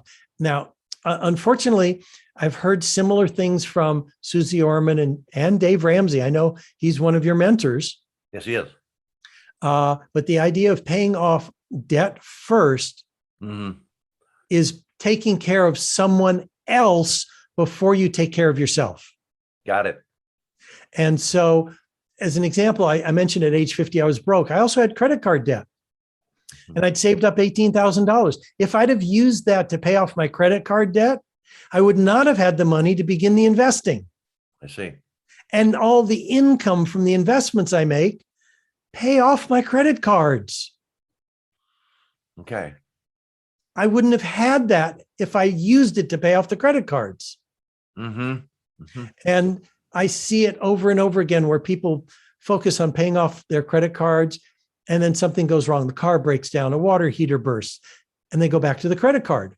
And then they pay it down and something else happens. They go back to the credit card and they're on this roller coaster of building up debt and paying off debt. And they end up at age 60, 65, 70, and they've accumulated nothing. Oh, maybe they're debt free. But let me ask you, Rick, if you had, now I'm not talking about anything else, if you had no debt, you had no car loan, you had no mortgage, you had no credit card debt, would you be financially free? I know the answer is no. That's right. But do you know why? I would not be financially free if I had no debt. I'm just saying you have no debt. Okay. No, please answer the question. Okay. Just because you have no debt doesn't mean you have an income. So that means you need to keep working if you want to buy groceries, if you want to pay for utilities, if you want to have a life, you have to be working because you don't have any money working for you instead. I see. And the only way to have money working for you instead is to set it aside as you're earning before you pay off someone else. Here's how I say it. Treat yourself like you matter. Pay yourself first. Yeah. Pay everyone else after. And I'm sure that you would agree with this, that Dave also does teach that to have 90 days of income set aside, or not 90 days of being able to pay your bills. In other words, whatever your monthly nut is, that multiplied by 3 to have that set aside, so you can pay, you can live for 3 months if something goes wrong. Oh, absolutely. I sort of wholeheartedly agree with that, but I'm very insecure. So I have 2 years worth of income if no income comes in, saved up. Okay. So if none of our tenants pay rent, if none of our investments produce an income, we can still live for the next 2 years based on our savings and checking. Excellent. Okay. So I'm, hey, if you're really insecure, you have more money. Wow. Okay. So we've got some, what was it? Attitude? Yeah. Yeah. We covered a lot of attitude. Okay. A lot of attitude. Forms. Yeah. Okay. You have any more to cover there? Yeah. Let's cover one more item. Okay. When someone fills out what would be an income and expense report or a cash flow report, where their money is coming from, hopefully it's coming from more than one source, like a paycheck. Sure. Because, well, as an example, I'm too insecure to be an employee. Because what if my employer doesn't like me anymore? What if they have layoffs? What if they go out of business? If 100% of my income is dependent on that paycheck and I lose it, I still have 100% of my bills to pay. Yes, you're right. So, people should have more than one source of income. So that's one side of the ledger. Second side is, where's the money being spent? And a lot of people don't realize 10 to 15% of their income goes to areas that don't show up every month, like auto registration or auto repairs or going on a vacation or back to school clothing for their kids or semi-annual insurance premiums. Factoring that in monthly really helps with, well, I'll call it budgeting, but I'd rather call it a spending plan. Good. Yeah. So that's one of the most important. You're making total sense. So I'll quit interrupting and let you talk some more. I know what's happening. Our viewers are saying, Rick, will you please just shut up and let Rennie talk? So I will. No, they're not saying that. They're saying, Rick, ask good questions. Hey, good question. Hey. But okay, so that's probably enough about the forms. There's one other thing. One more thing about forms. Tracking where you spend your money. Like what people learn in Overeaters Anonymous is write down every single thing you put anything in your mouth. Yeah. because we all have the ability, you and me included, to ignore things that we don't think amount to much. Like I only had a cookie. I only had a muffin. I only had 3 pieces of candy or 1 candy bar or whatever. Yeah. When you write it down, it becomes conscious of what's going on. Same thing with money.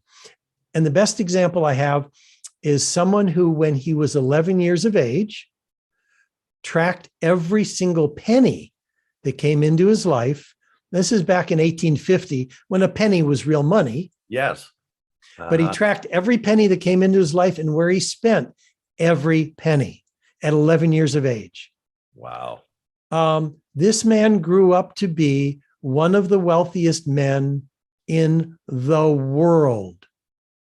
I'm talking about John D. Rockefeller, Okay. the creator of Standard Oil Company. Yes. Okay. Which, by the way, is a habit he kept his whole life. So you got to figure, hey, if that kind of tracking your money works for the wealthiest men in the world, wealthiest women in the world, maybe it would work for us ordinary folk too. That's good. Okay. So Yeah. that's the last thing about forms. Yeah. Well, I got to interject. You are living up to your logo there, wealth on any income. Woo-wee. Yeah. This is a good interview. I'm so glad you accepted my invitation to be a speaker, because people are going to get a lot out of this. Oh, you're welcome, Rick. Well, Cindy said she suggested you, and I believe in Cindy. So do I. Yes. Yeah. She's my coach. Good. All righty. Great coach. So let's talk about investments now. One of my favorites is real estate. Like I said, with that 18,000, we started buying multi-unit properties. Another attitude of the wealthy: use debt to create wealth. Don't use debt to buy consumer goods. I didn't have enough money to make down payments on more apartment buildings until I borrowed more money. Okay.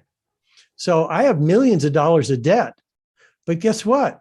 I'm not the one I'm making the payments, but the money's not coming from me. It's coming from the commercial tenants we have. It's coming from the renters we have. And there's still plenty of money left over. So they're the ones who are paying off the millions of dollars of debt that I borrowed to become wealthy. Okay. All right. So investments, real estate.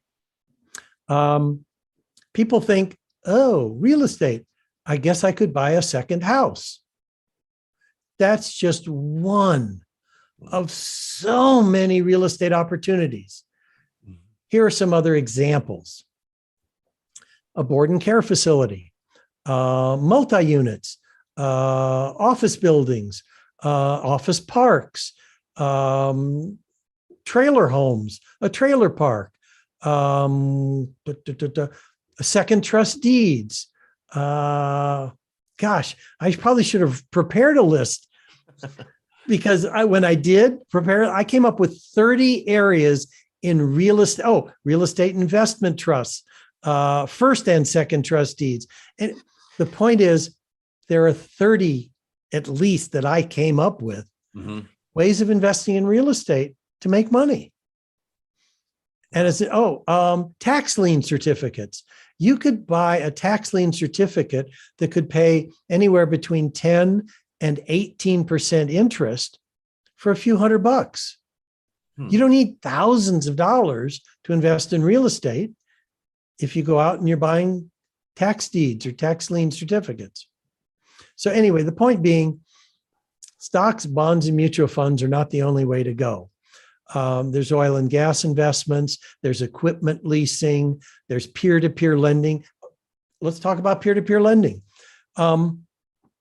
Let's say that, Rick, you, for whatever reason, wanted to borrow $2,000. Okay. You could go to the bank and maybe they'll charge you 10, 12% interest to borrow that money. Or I could loan it to you and collect 10% interest. Or I could put it in the bank to make 1% so that the bank could loan it to you at 10%. Why would I do that? That's amazing. Anyway, so the point is wealthy people are not limited, to stocks, bonds, and mutual funds. And too many people think, oh, that's all that's available, and it is not. So those are the 3 secrets of the wealthy: the attitude, ask questions, don't make statements, use debt to create wealth. The forms, what do you look for to see what will produce an income? How many income sources do you have? Where are you spending your money? Are you tracking your money? And the investments, real estate, equipment leasing, peer-to-peer lending, oil and gas, all the other things that are available. Whew. Well, I know that you have a gift. Oh, Our yes. viewers, can you tell us a little bit about that? And we will have the address for that, so people can get your free gift. I think it's going to be clicking a lot. The people are going to want this. I know I'm going to get it for sure. Well, it's a 2-part gift, and the 2 parts are my TEDx talk, where I have a conversation about how we've been programmed to believe it's better to be poor than to be wealthy. And that indoctrination holds a lot of people back. Yes. And the second is The Cure, which is a 9-step roadmap to complete financial choice. So they can get it and this is maybe hard to memorize, at my website, which is wealthonanyIncome.com/TEDx. They'll hear my TEDx talk and they can get the roadmap. Well, and we will have that displayed also when people upgrade, especially when they upgrade to the VIP status, where they can watch your video anytime they want to, and all of the other videos that are on the summit, the interviews and everything. So they'll get all of that information. But I do believe firmly that yours will be one of the more popular ones. Definitely. Goodness gracious. Well, okay. So let me ask you this. I've got another question, and you're just the kind of guy who would answer this from your heart, and that makes me happy. The question is, when it comes to living your best life, or when it comes to living my best life, our viewers, our audience best life, what advice do you have for us? See where you can give and contribute your gifts to other people. That's what provides fulfillment. It's not about how much I can collect. It's about how much I can give. Wow. I just have to let that soak in. Yes. And I have been taught that. And yes, my wife and I have lived that. Great. I have an Amber Alert. Oh, and it's right on time. Amber Alert. Well, anyway, I hope whoever is lost will be found safely. Yes. Okay. All right. And anything else that you would like to add, Rennie? I want to just thank you from the bottom of my heart and my brain, because it's a little bit on overload right now. But I do appreciate so much what you're sharing with us and what you're doing. And it is about giving. Given it shall be given to you.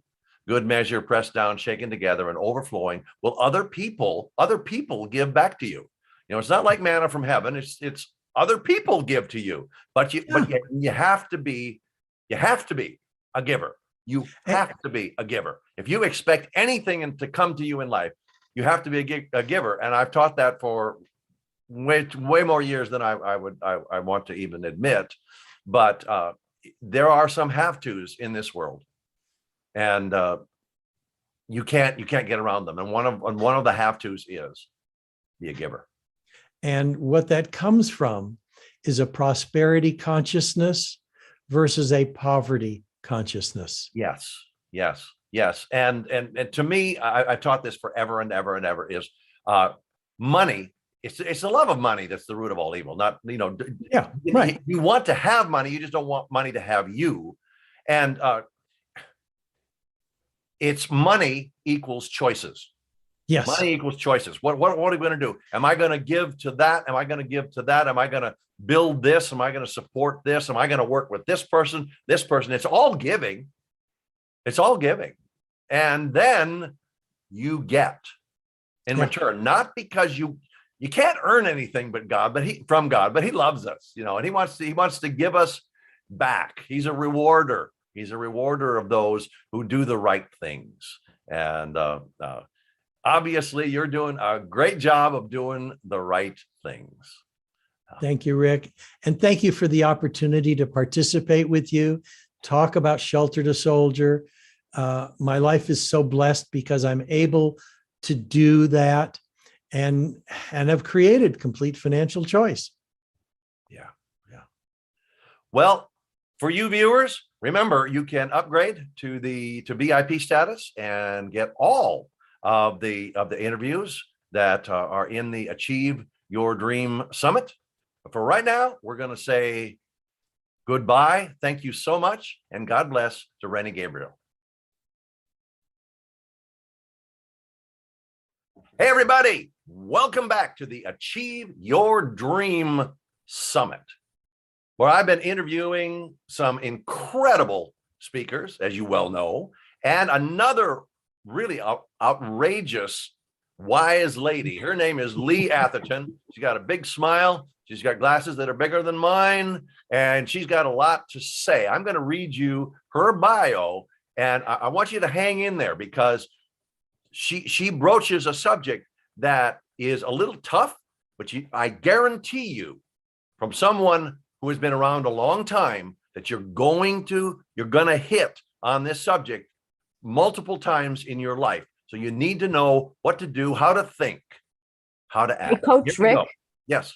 I haven't had anyone call me outrageous. Okay. Well, I like that. Yeah, I like that. Yeah. Well, you have outrageous wisdom when it comes to this subject because it is so difficult.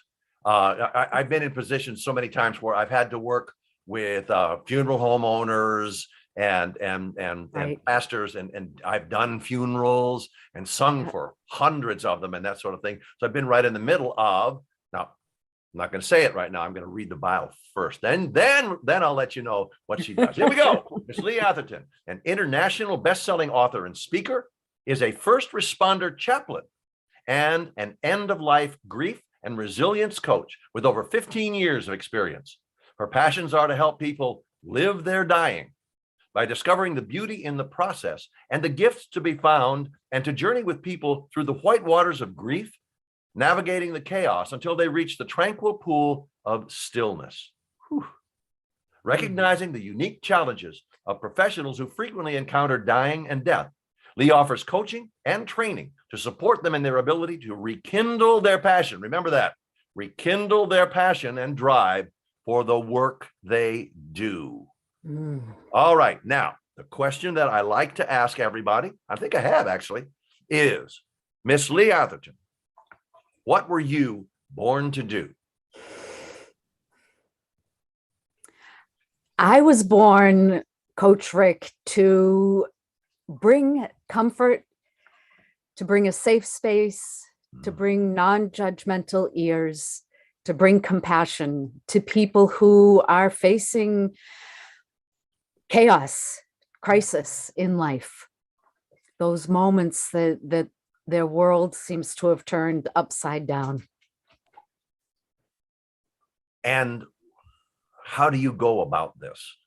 I go about it in a few different ways. So I am a end of life and grief coach, and those are probably kind of self-explanatory. I hang out with people who are living their last chapter of life and help them express whatever needs expressing and make the best of that last moment. I think of people who have a terminal diagnosis. Those are my most common clients. And instead of getting that diagnosis and life stops right there, how can you keep making the most of the time that you have left to really live your dying. Right. And I've got some really, really touching stories that have happened. I was a hospice chaplain for many years before I went into this work. And when we can make a difference in people's lives so that they can die feeling peace-filled, Mhm. and that they've finished what they need to finish in life, it's awesome. It's just awesome. Yeah. From there, so I think of the continuum. I officiate funerals, and Okay. COVID has made that more of a long Mm. distance kind of thing, which Yeah. is good and bad in some ways.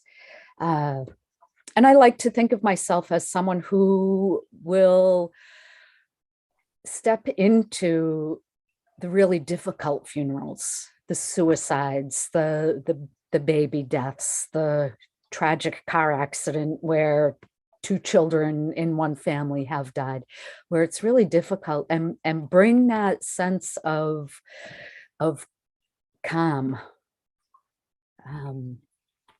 where it often isn't felt. I see.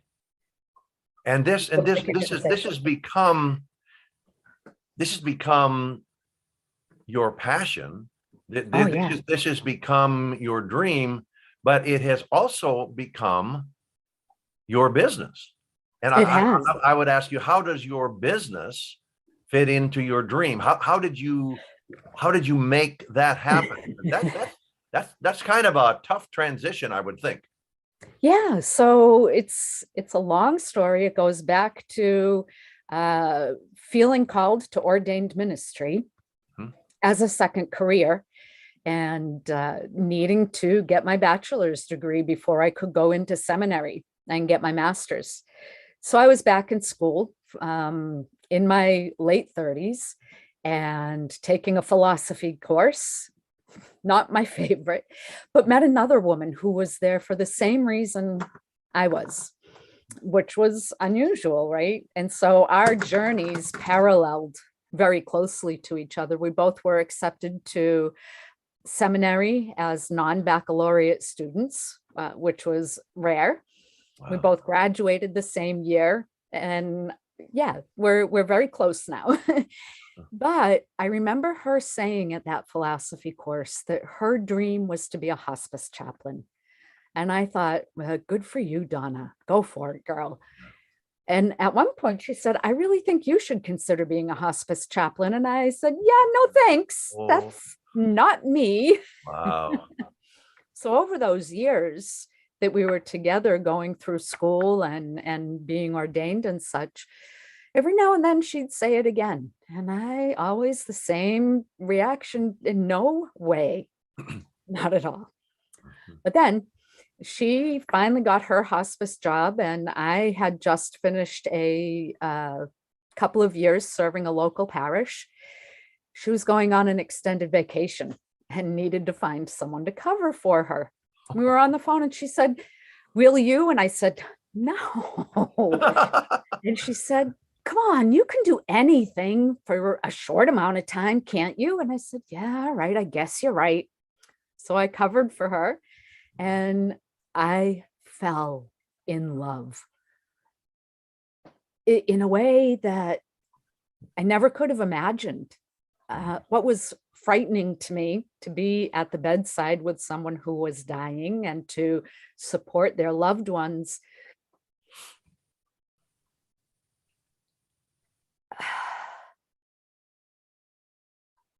it's such an honor to be there. And I felt like I just went right in, for however you want to explain it, whether it was God working through me, the Holy Spirit, or any other way that many people might say that they were able I'll to vote for the do. first one. I'll vote for the first Yeah. Yeah. It just felt like the perfect place for me, that I was meant to be there, meant to be doing that. At the same time, I had gotten certification in a couple different coach trainings. and was my back burner job was being a life coach. And I always kept those two things very separate, right? A life coach is Oh. about what are we planning to do? How are we going to achieve big goals in life? And the hospice chaplain is about death and dying and ending. It wasn't until many years later, after my dad died, that I found a coaching program that wove the two together, an end of life and grief coach. And it just felt perfect because as much as I loved the work of being a hospice chaplain, there was all the other stuff besides being with the people that I had to do. And I didn't like that part of it, the paperwork, the meetings and all that. So I now could do both of them on my own terms, so to speak. Wow. And finally the two met.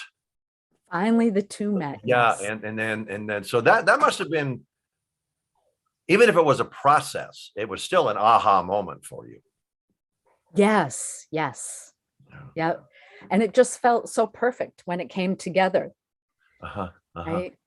Well, our audience can definitely see on your face and hear in your voice a heart for what you do and your ability.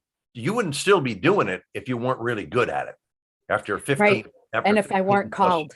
Yeah. Right, That's yeah. what makes it. Yeah. My co-child care got tied up, and I don't think our audience will mind a cheerful cherub. I hope not. A cheerful cherub. That is good. That is good. Yes. All righty. And I will change the video. I apologize. Oh no, my son is good at editing. Yeah, he's a pro tech guy. All righty. Okay. Well, we are cooking here, and are. I think you've pretty much answered this. But if you have any more to go with it, the third question I like to ask is, how does your business fit into your dream? Yeah. So I do have some more to go with it. Oh, please. Before please. I answer that question. If All that's right. All okay. right. Good. I didn't talk about the resilience part, and that's Okay. kind of new with my business.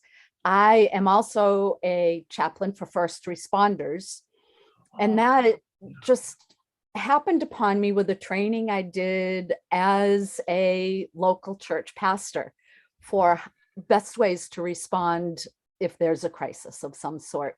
Sure. And from there, it was taught by someone who teaches crisis response in support of first responders.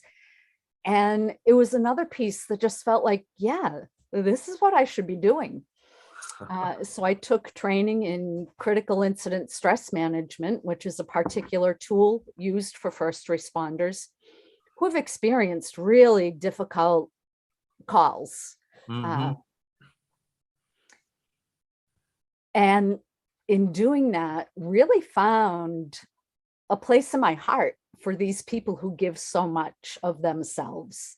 Yeah. And that's where the resilience coaching came in, a way that I can offer back to these people who encounter dying and death, and include hospital emergency rooms or ICU, Sure. places where people are under that heavy stress, to give them some bit of what they give to so many others. Whew. Wow. Have you found yourself counseling any people in the last 2 years who have been frontline people? Oh, yes. Okay. Well, tell us a little bit more about that. That's got to be interesting.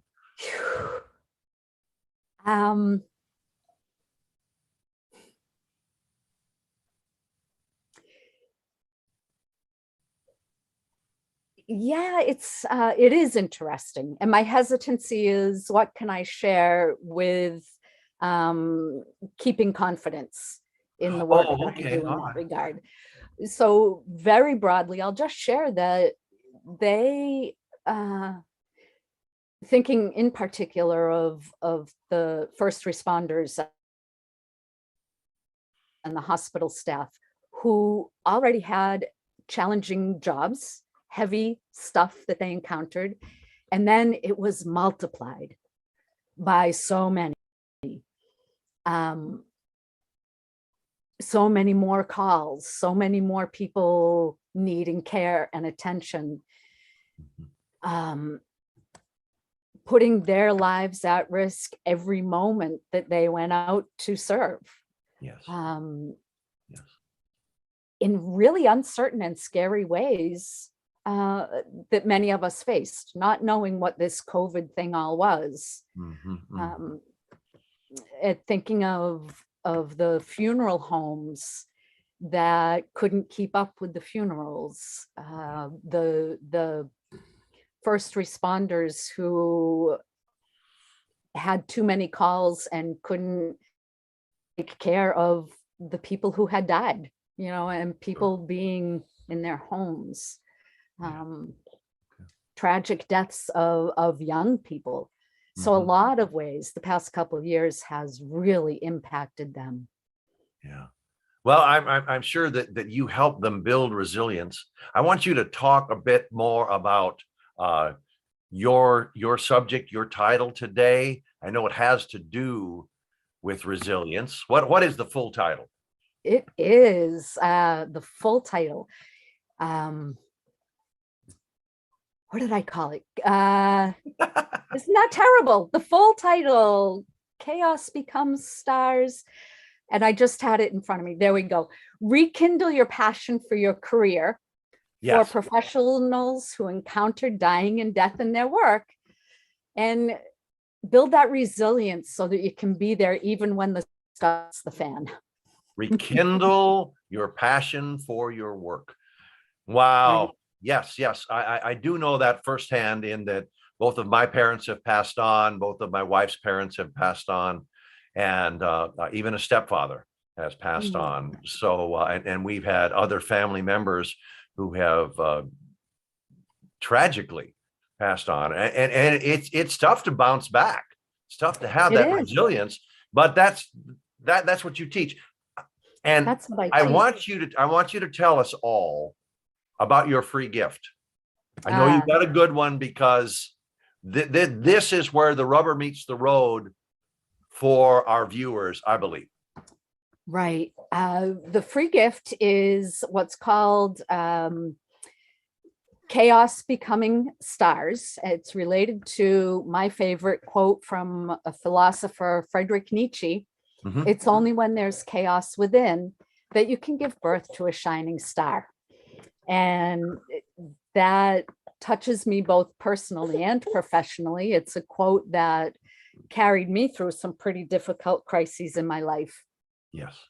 But it's also my message to folks that, it might be crazy, it might be chaos, you might have gone through a really traumatic time, but somewhere in your future, the light will crack through all that darkness and you'll have a shining star. And it's the gift itself is a free session of Positive Prime, which is a really amazing new tool. Somewhat similar to Headspace and Calm, yet significantly different in the scientific research that has gone into it and the science that it's built on. So this session is something, it's made up of 1,000 slides, 1,000 images. Wow. That are all specially curated. Smiles, the Duchenne smile, which is that one that goes from ear to ear that you can't help responding to, and several other uplifting and encouraging photos, quotations, words of encouragement. And you can watch these slides you can take an hour to watch them all just go by slowly and revel in the beauty and whatever else it triggers for you emotionally. Or you can speed it up and watch those 1,000 slides in just 3 minutes. Right? Okay. Oh, wow. The first time I watched them, because it goes really fast by, I was, wait, slow it down. I can't pay attention. But that's part of the key. So think about, we have so much stimuli coming at us at any given moment. And we've got to filter that lets the important necessary information in and just blocks out the rest, right? Yeah. The way the session is created, and I don't know all the science behind it well enough to explain it. All of those images and the positive words go past that filter and do go into your brain and make an impact. And it's called positive prime because it does prime your mind to be positive. That's great. And it's an effect that lasts up to 6 to 8 hours. Something I say you have to experience to believe it, but it's really cool. And I created a session specifically for those professionals who I've mentioned. And I have another one in the works that's for people who are grieving. And yeah, I could talk about positive prime for a long time, but that's not what this interview is about, is it? Well, it's about achieving people's dream. And it is. And part of that dream is a timeline that includes death, that includes That's right. that includes resilience, that includes bouncing back or giving up. And in your case, you're the bouncing back lady, for sure. Yes. Right. And all right. And, So that is your free gift. Is that correct? that's my free gift. Yes. Okay. Now that's going to be on her page. Okay. That's going to be on her page. That freebie is going to be there. But listen to this now. Okay. Listen carefully. This is the premium gift. I was blown away when Lee told me. I was like, you're kidding me. You're really going to do that? This is Absolutely. great. Okay. Tell us about it, Lee. My premium gift is a one-to-one consultation with me, which is about an hour, sometimes up to an hour and a half of coaching, and a 50% discount on one of my upcoming 6-week courses. I can't give you the title for that just yet. It was called Resilient Leaders Mastery, but I think I'm going to change the title. And as I said, it's 6 weeks. It's got lots of bonuses as part of it, lots of tools and resources for folks to show up enjoying their job still, no matter what's going on.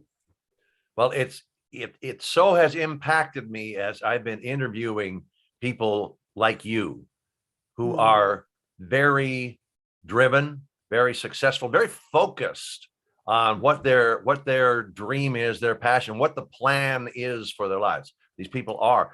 And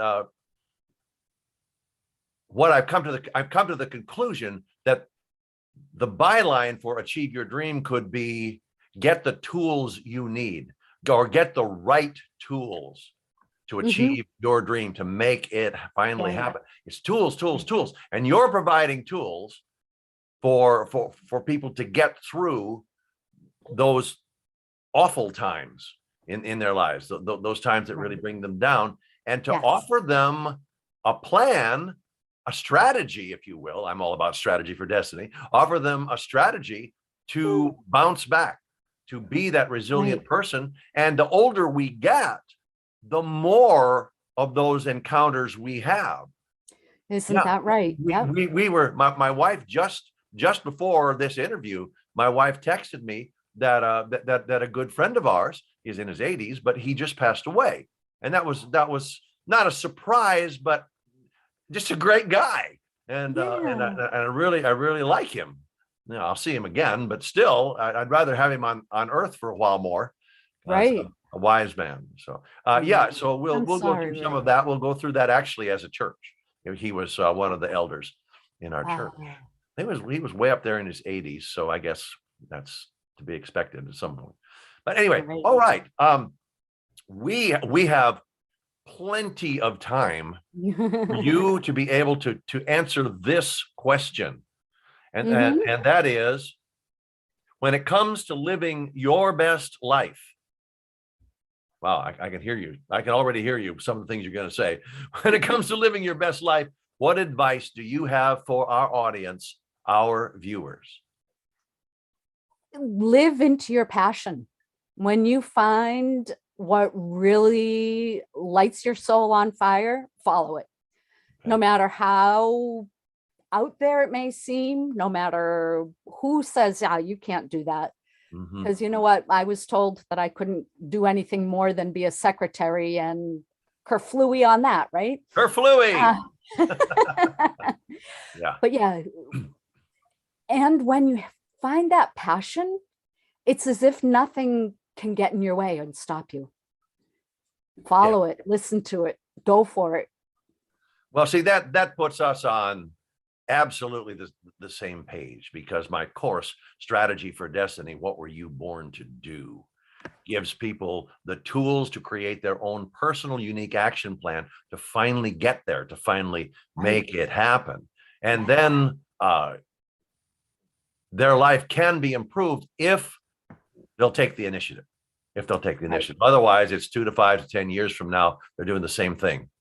And they're living in a sea of regret, which I love to Right. say is a terrible place to live. It Yeah. is. Wow. Okay. Well, anything else that you want to throw at people? And don't throw the baby, but anything No, I won't else? throw the baby. No. Did you say a charming cherub? Is that what you called him? Charming cherub. That I'm gonna borrow that. I might give you a byline on that. I'm gonna get that. All right. And anything else? Anything going on? Oh, what do you think some of the titles might be? What have you thrown out there for your course that people would get 50% off on? Off on? Oh, Have you thought about it? living into your passion. Okay. Something about with the tagline, even when the stuff hits the fan, because that piece seems to resonate with a lot of people. Wow. It's when the stuff hits the fan that we tend to want to run away. Yes. How do we keep showing up? So it'll be something along those lines. All right. Well, let me ask you another question. Here's a damn. Okay. Okay.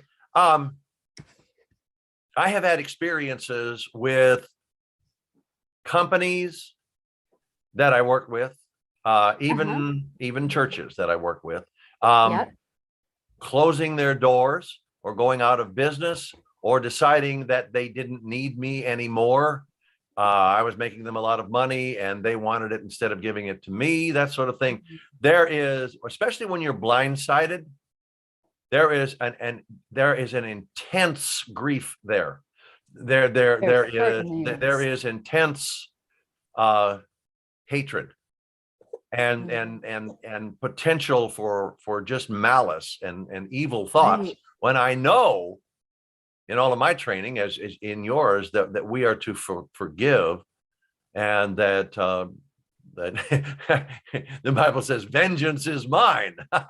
Saith the Lord. Yeah. So yeah, a lot going on there. What do you have to say to people who it isn't necessarily death, but it's the death of maybe something that was a passion, that was a dream, that people thought was probably going to carry them through the rest of their lives, and all of a sudden it's gone. It's gone. Yes. Thank you for asking that question, because I think it's important for our listeners to know that grief comes in many forms, from many ways, not only the death of a loved one. Mhm. Could be the death of a dream, could be the death of a career, death of a pet, losing your home. Yeah. Think of all the wildfires and the tornadoes. We went through that. We went through that on a I don't know what you call it, a lawsuit that was phony. Oh. And we lost our house. We lost our Oh. house. Yeah. And that's actually that's part of my free gift, is my story. Oh, goodness. But yeah, it was traumatic, especially when I was already over 60. It was really, really, really tough. So yeah, when that hits the fan, Right? yeah, I think you got a going title there. I really do. Yeah. Especially the Yeah. byline. And then the giving yourself permission to grieve, and not saying, that's- it was only, because it wasn't just only. It was important to you. And it Big took boys me- don't cry. Big boys Oh, don't that's cry. a I'm gonna bunch of baloney. hold it in. Yeah, yeah. Bunch of baloney. Yeah, well, I will be transparent here that when my father died at age 93, just a few years ago, I went back to Billings, Montana for the funeral, and my sister and I did the funeral, and we told stories about Dad. We were supposed to have 30 or 40 people there, maybe, because Yeah. he was in his 90s and most of his friends had passed away. But we ended up with 400 people from all over the state who had interacted with him in this or this, like Kiwanis or barbershop quartet singing and these sorts of things. Wow. And so my sister and I just led stories, but I didn't grieve, Lee. And it took Oh, getting back to Nashville and just one day in the shower, wham, it hit me. And I was happy for warm water, and just to be cascading over me as just washing away the tears. I know that sounds figurative, but it was reality. it is reality. right? And letting go of my Mhm. dad on this earth, which I really didn't want to do. So a lot of my life was, I need to ask Dad about that. He was probably the smartest man I've ever known. So Wow. wonderful guy. So anyway, that's personal. Yeah. Grief in so many different packages. Yes, that's for sure. All right. Well, do you have any other sage comments, sage wisdom? What did I call you at the beginning? Any outrageous wisdom? Outrageous wisdom. Yeah. Well, consider. Look, I mean, you need to watch yourself and see how you just glow when you're talking about this. And why is that? It's because it was part of the plan for your life before you were even born. It's always been there. And thank God, I'll just say it, thank God that you followed. Thank God for the people who crossed my path and showed me something different. Yeah, especially your Thank gal God for God. pushed you. She pushed you and then and then said, I need you to take my place for a few days here. And it was, no, I'm not going to. But you did, and you got a taste of what it's like to bring people to a place of calm. What did you call it? The tranquil pool of stillness. That is so Stillness. descriptive. I need to write a song on that. Oh, please do. I love it. Yeah. So I've lived grief. Yes. And my analogy is riding grief's whitewaters, right? A class 5 rapids. It is outrageous. You don't know if you're going to survive. You got to duck your head and watch out for the rocks or boulders and Yeah. oh, whew. But I have never seen a whitewater river that didn't come to a tranquil space where the water was still. I've done whitewater canoeing and just about lost my life with capsizing with people who should have known better. It's funny now, but it sure wasn't funny when you're in high water rivers with just a canoe and a couple of paddles. Woo! Yeah. So I understand whitewater, and I tell people don't ever do whitewater canoeing, and not ever anything smaller than an 8-man raft. Okay. Yeah. Listen, that is outrageous wisdom right there. That is good wisdom for sure. All righty. Well, are we ready to wrap this up? I am ready. Okay. All right. Well, remember, folks, this is the Achieve Your Dream Summit, offering you tools to make it happen, to get to the point where you're living your dream like Miss Lee is leading her dream, living her dream. So you're not going to be able to see this again, and you won't be able to, you'll be able to get your free gift, and that is a dandy. Oh my goodness. But that premium gift, when the time comes and you need that 1 hour of just, how do I handle this, Lee? Yeah. And it's there. It's there It is. for you. I mean, that is an unreal, that is an outrageous gift. That really is. Thank you so much. And then when she finally gets her course named, and gets that out there, if you've got family, you got people who get her course, pass it around, help the people in your space, in your sphere of influence, to understand the truths that are in that course, and just be a hero. But you gotta upgrade. You gotta do the technical stuff. Okay, the logistics say you have to upgrade to VIP, and you can do that. It'll be all over the place for you to be able to do that. But do that Right. so that you can have what she has. You can learn from what she has in that cranium of hers. Yes. You made me think of another piece regarding the course. It's not only for individuals. I also offer it to organizations for their teams. That's huge. That is huge. Okay. Well, we will audience. We will have her contact information, and yeah. Wow. There are all kinds of applications for that little tidbit.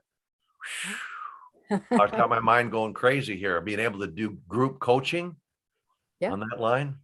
Yeah. Taking people to the tranquil pool of stillness. Wow. Okay, well, let's let people get back to their lives, let them contemplate what you have offered today, and what they're going to do with it. Because if they just Thank set you. it aside, nothing gained there. So That's people right. need to take heart with what you've said, and hugely with what you're offering. It's been a pleasure. It's been an honor to interview you, Miss Lee. And now, And likewise, to be here with you, Coach Rick. well, it's fun. These interviews are great. So we're going to sign off now. On to the next video. Talk to you Bye again for soon. now. Bye-bye. Hey, everybody. Welcome to the Achieve Your Dream Summit. For those of you who've been watching other videos, I'm sure you're excited, and you're going to be excited about this one too. This is Miss Pamela Cowan. I have the privilege of calling her Pam, yes. And she's going to be talking to us today about a lot of stuff, and it's going to help this. And I know this needs a lot of help. So I'm going to give you a little bio on Miss Pam. She is a speaker, soon to be author, certified registered safety professional, and NeuroChange master trainer. I think we'll hear more about that. And founder of Build Resilience - Resilience at Work, woohoo, where she mentors leaders to avoid burnout, push past plateaus, and build resilience. Before founding Build Resilience, Pamela worked for 20 years in the area of occupational and psychological health and safety in numerous industries. She taught at the University of SIAST in Saskatchewan. Now her mission is to bring more awareness of the impact and the potential the brain has in business. Woo! And so, without further ado, I'm going to ask that all-important question, since the theme is Achieve Your Dream. I'm going to ask that all-important question. Miss Pam Cowan, what were you born to do? Oh, what I was born to do. I feel as though this is exactly what I was born to do. Woo-hoo! This, yes. I teach on purpose. It is, and there, I love that phrase, because that's one of the very first things that I help people to actually identify in their lives is their purpose. The two most important things, the two most important days of our lives, the day you were born and the day that you find out Find out why. I use that too. Yes, good. But the thing is that I think it goes one step further, and that's what I want to help people to do, and that is to step into who you are. All too often, we go and we seek out, we want to know why. Simon Sinek said we have to start with why. Yes, but the thing is, all too often we go about finding why in the wrong way. True. We find, oh, I had a traumatic experience in my life, and so I need to share this message with people. That may not be your purpose. You might have said, I feel like I have a message to share, but is that really what's going to give you and it is actually, there is a term for it, flow. Is that really going to give you that sense of that loss of time, that loss of place, that feeling that you are one with what you're doing, that passion that exceeds time, space.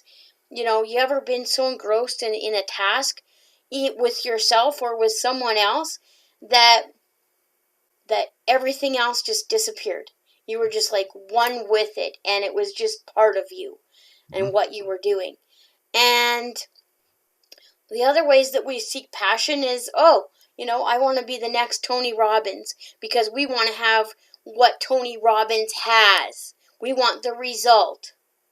So so that's what we strive for, is that result, thinking that that's your purpose. I worked in the financial industry for 5 years and had the hardest time trying to figure out, why am I doing this? Well, I knew why. I had a powerful story in that my husband was uninsurable. And so when he died, he had a very small life insurance policy, because by the time we figured out how life insurance is supposed to work, he wasn't insurable. Oh, wow. Yes. So I had a very big story, but it wasn't really my passion, because I wanted to work with many people. I wanted to be able to, because I found that I have the heart of a teacher. And to have a heart of a teacher, I am also a student. That's how I learn. But I'm a leader of leaders. I want to work with leaders. Yes. Yes. That's where my passion is. That's where I get really excited and into flow, is the ability to be able to help people on a massive scale. Mhm. And so, yes, I know that what I do is important for the one, but I need to be able to help many people. And I want to be able to help people that are leaders to make big changes. That's you're tugging at my heartstrings. I can see the two of us definitely working together to set some of the masses free, for Yeah. sure. I know that when it comes to purpose, and I talk to people about identifying, discovering their passion, their vision, their dream, and then figuring out what to do to identify it. Okay. Yeah. And they create their own action plan. They go through the action plan, and then they have something tangible. They have their destiny in hand. They bring it to you.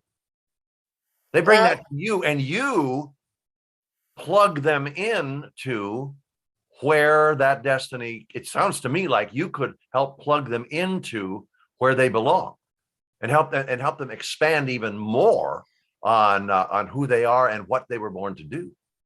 Well, with my process, help them find their purpose, but then we also have to identify beliefs, some of the beliefs and biases that may be holding them back from that. And then we work with the mindset. And belief and mindset are two different things. I'm noticing all too much in the industry that everybody's talking about the mindset. Yes. Well, before you can get to the mindset, you got to identify the belief. And you got to know how to change the belief. You have to understand what bias is. And in order to understand that, you have to go one step further than that. And that is, you have to understand the subconscious. And what I'm talking about is the 6 degrees of time. Good. That are within the subconscious.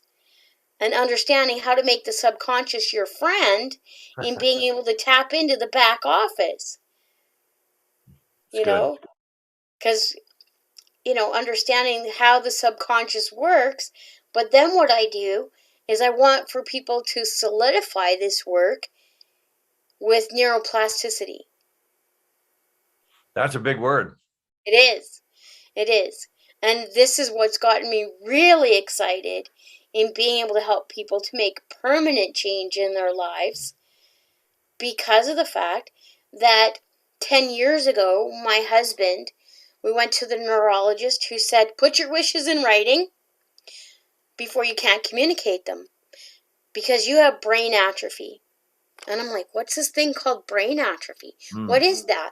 You know, can it be fixed? You know? So I went to Dr. Google and looked up brain atrophy. 10 years ago, Dr. Google was saying, we have our brain.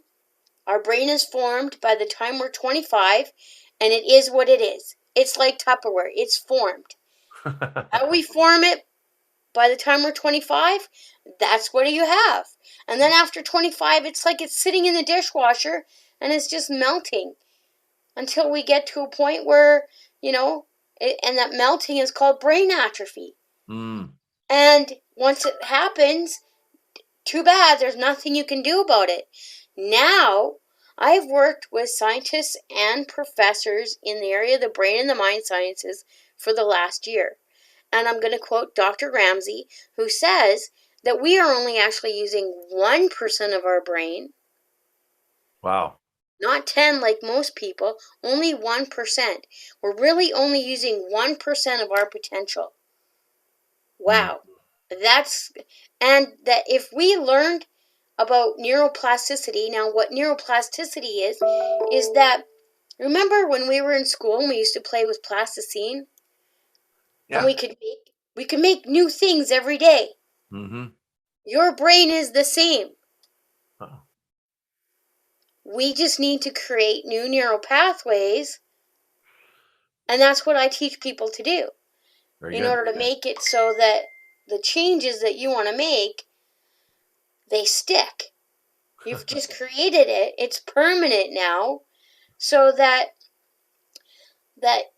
then, you know, you can create the brain that you want. You can have it to where, you know, utilizing the subconscious. We use a term called automaticity. Let me ask you, when was the last time you drove your car? A few days ago. Okay. Did you think about it? A little bit, because there was snow on the ground. Just a little. Yeah. But did you think about every time you put your foot on the brake? Nope. No. Did you think about every time to put the signal light on? Nope. Nope. Did you think about where the buttons were on the dash? Nope. Why? It's in my brain. That's right. It's automatic. Mm-hmm. You already subconsciously know where to find those things. Muscle memory. That's right.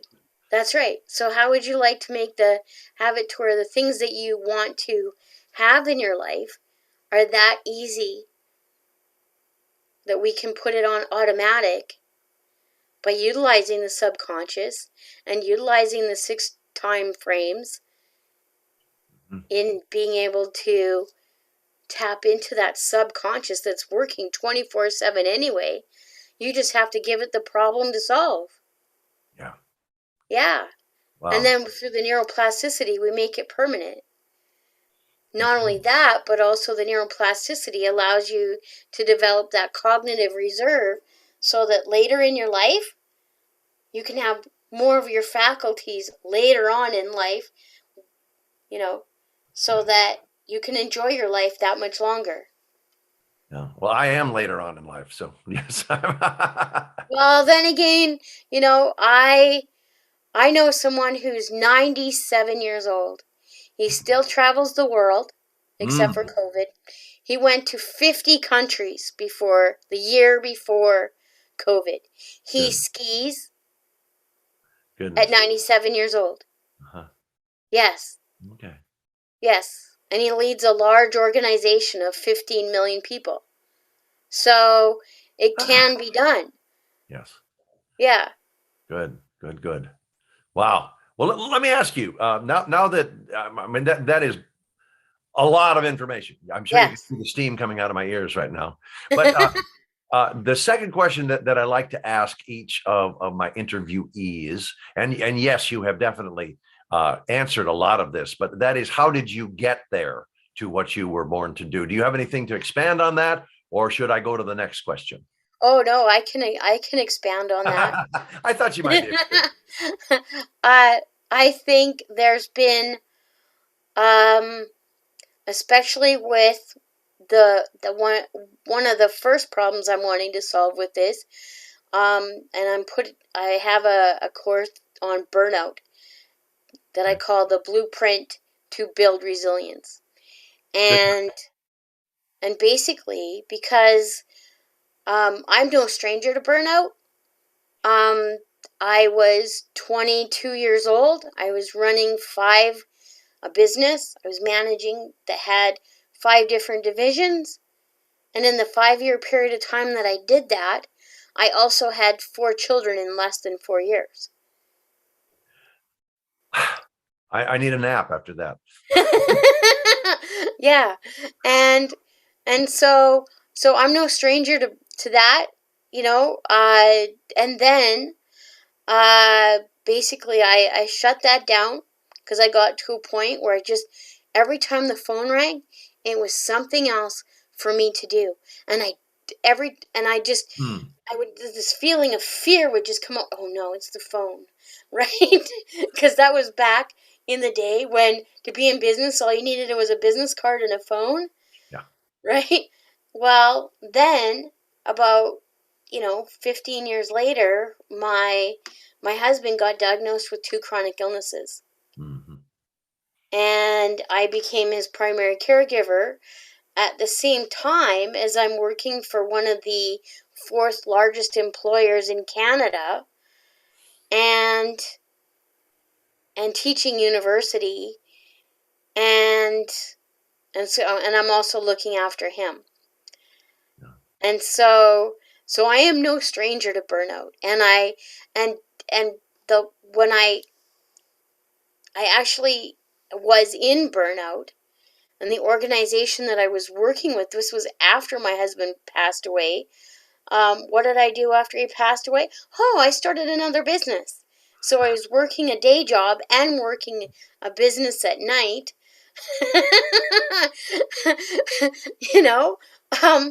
And so I definitely feel as though that,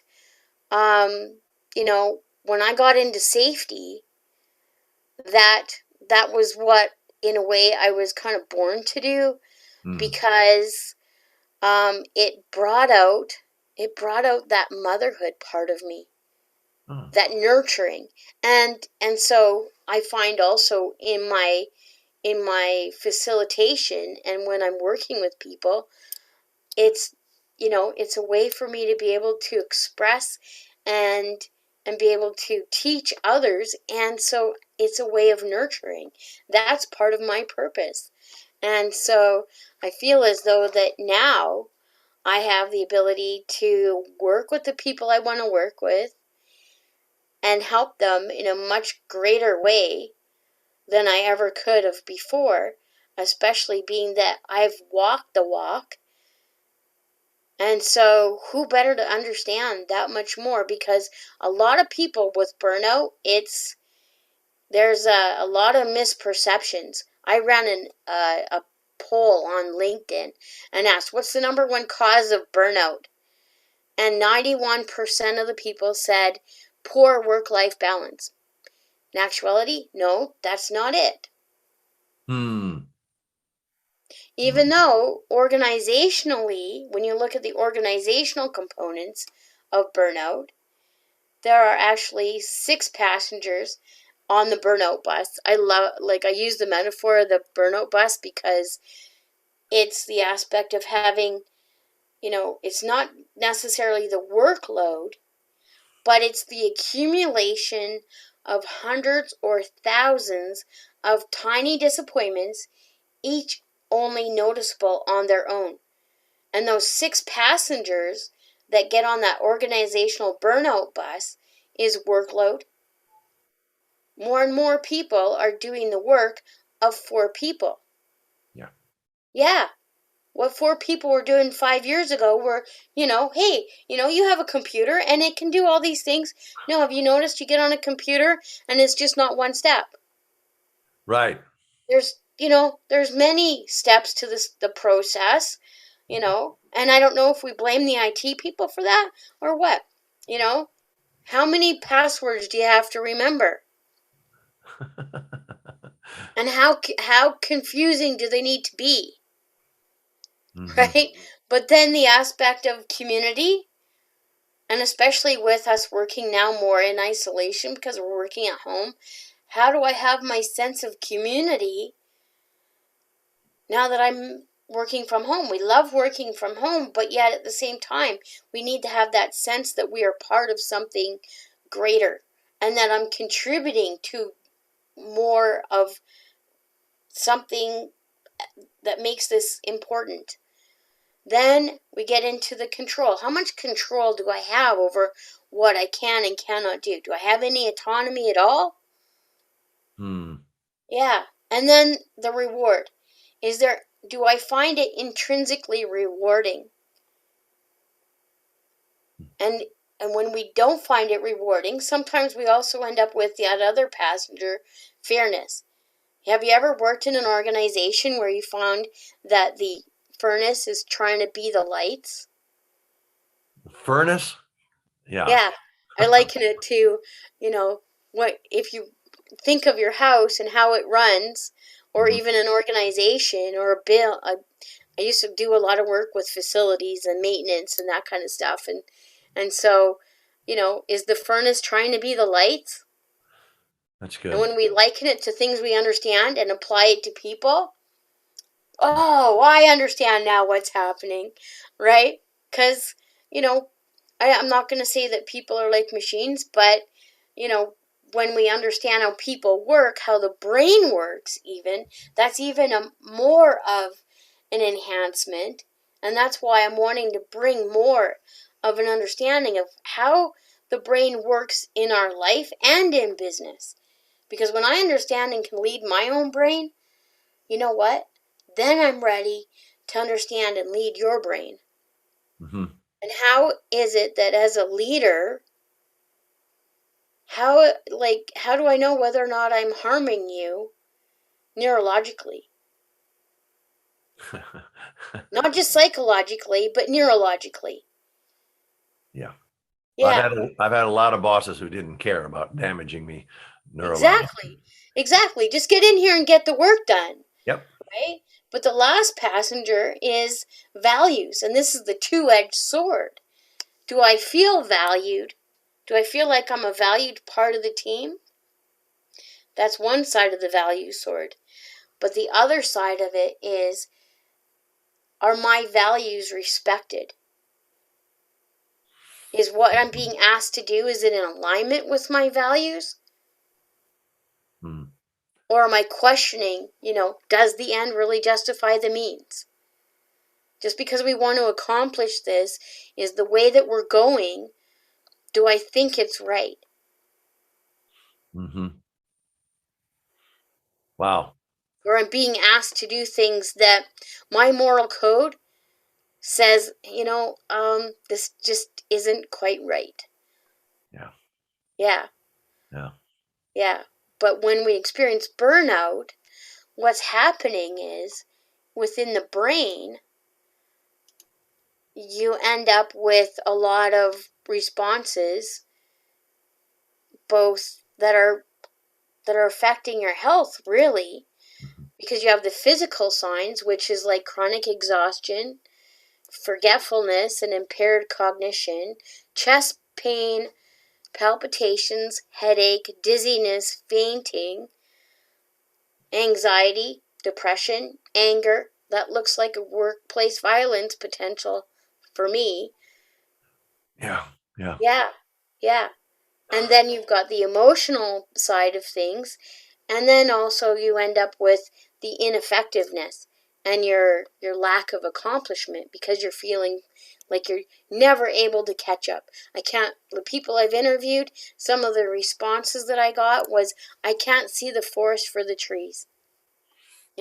I'm having to compromise and sacrifice my priorities for my family, and I can't seem to look after myself. I always seem to have all these distractions, and you know, and if what I'm doing doesn't work, what are my options?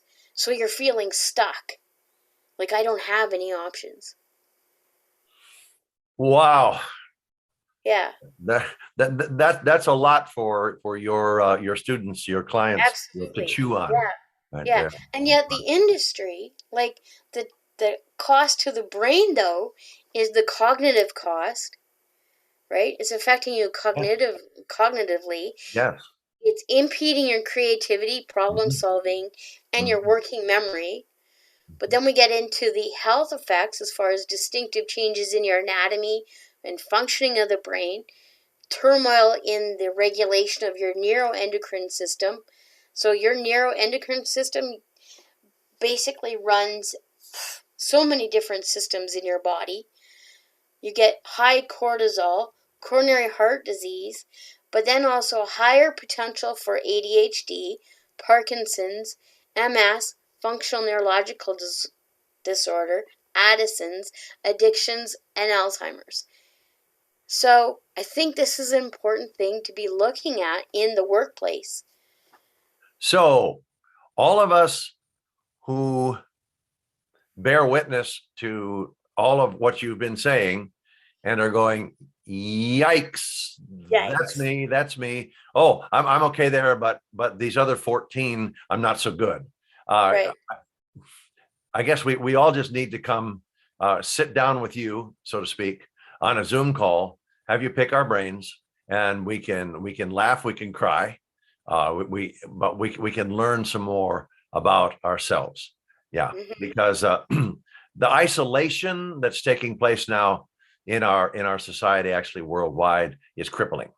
Yes. And I've noticed that my interaction with people has been this, than what we're doing now. Yep. And Yeah. Zoom calls and an occasional, family Zoom or FaceTime, Mhm. something like that. But it's not getting out of. I spend a No. lot of time in this chair. Yeah. And it's And really hard on the brain. yeah, it's We are hard on not my meant to bottom too. My communicate bottom through gets sore. glass. Yes. We're not meant to communicate through glass. It is No. so hard on your brain because we have an emotional connection to people when we communicate with them. Yeah. It's very hard for me to find that emotional connection. Mhm. Why? Because it's so hard to make eye contact with you. Yeah. Because where the camera is on the computer. Uh-huh. And not only that, but there's an emotional energy that we have when we communicate with each other face to face. And we pick up on body language. Well, what has our body language been like for the last 2 years? The facial expression. Can you see my facial expression? No. No. No. No. And you're hardly able to see my eyes. Right.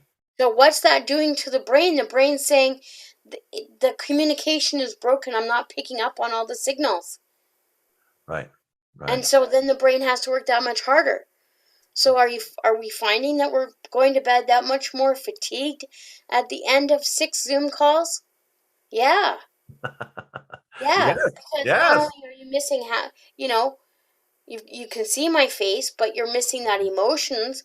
But not only that, but also there's a difference in the time lag between the audio and the video. And our brains pick up on that. And it's like, wait a minute, this isn't lining up. That's good. Yeah. I have to ask you a question as we move along here a little bit. Mhm. I don't know if I asked you this before, but do you have some gift Oh, yes. do you? Oh yeah. Oh, no, that was an eyebrow raising. Oh yeah. Okay. Could you tell our viewers, our audience about that? I'm excited about it. I want it already. So my gift is a simple toolbox to build resilience. It That's the basically, title, A Simple Toolbox. yes, Oh, okay. That gives me hope. If it's simple, I that's might be right. able to do it. That's right. Exactly. And if anything, what it does is very simply, not all at once, but you will get a number of tools that are very simple to say, hey, am I in burnout? Mm, And also, if so, what are some of uh, the tools to help me to get out? Very simply. but That's an excellent gift. but it kind of allows you the ability to assess for yourself, am I there? Am I almost there? But also then has you with my blueprint to build resilience, which is actually my full 6-week course where I help people to connect to purpose, increase their productivity, and elevate their emotional engagement. That's a lot to cover in 6 weeks. That's right. It is. It is. Okay. But then the thing is, though, is that when you're in burnout, those are the 3 things that we need to do before we involve, like as far as being able to connect those neural pathways. Because we don't want you building neural pathways in burnout. You don't want a permanent burnout brain. No. No. So we need to fix the beliefs that got you there, change the mindset that's keeping you there. Not only that, but also work with the emotions and also identify some of the other tools that you need in order to keep yourself out. It was the beliefs that got you there. Yeah. So we need to pull up what are those beliefs, those hidden biases, those hidden things that, because we start developing beliefs as soon as we're born. Yeah. You know which beliefs those are? Tell us. Well, do you have 6 weeks? So if people, I'm good, but I'm not that good, Rick. Oh yeah. But basically what the blueprint does, it helps you to adapt, resolve, and emerge more resilient. I call it the R of resilience. Mm-hmm. Mm-hmm. And I really want to emphasize that resilience is built. You know, when I first started researching and understanding what resilience is, I didn't start out with the problem. I started out with the answer and had to solve for X. And I hate algebra. But, so the last 2 years has been about solving for X, resilience. What is resilience? And I had one friend who, when I told him about that I was researching resilience, and because at that time I was just going to write a book about it, and well, now it's become a full-fledged business around resilience. And he says, "Oh, resilience. It's all in how you bounce." Yeah, but what happens when you lose your bounce? Yeah. Mm-hmm. You're finding it hard to bounce back again because of all the tiny little disappointments. Case in point, I recently heard this story of these hospital employees. The hospital is adjacent to the university campus. So the hospital employees get to use the gym facilities for free. Good. And have free parking to encourage them as an employee perk to be able to go and use the gym in order to keep themselves healthy, so they have better stress reduction and they're healthier, and it also helps them with stress relief. Sure. Overnight, somebody went in and changed all the signs.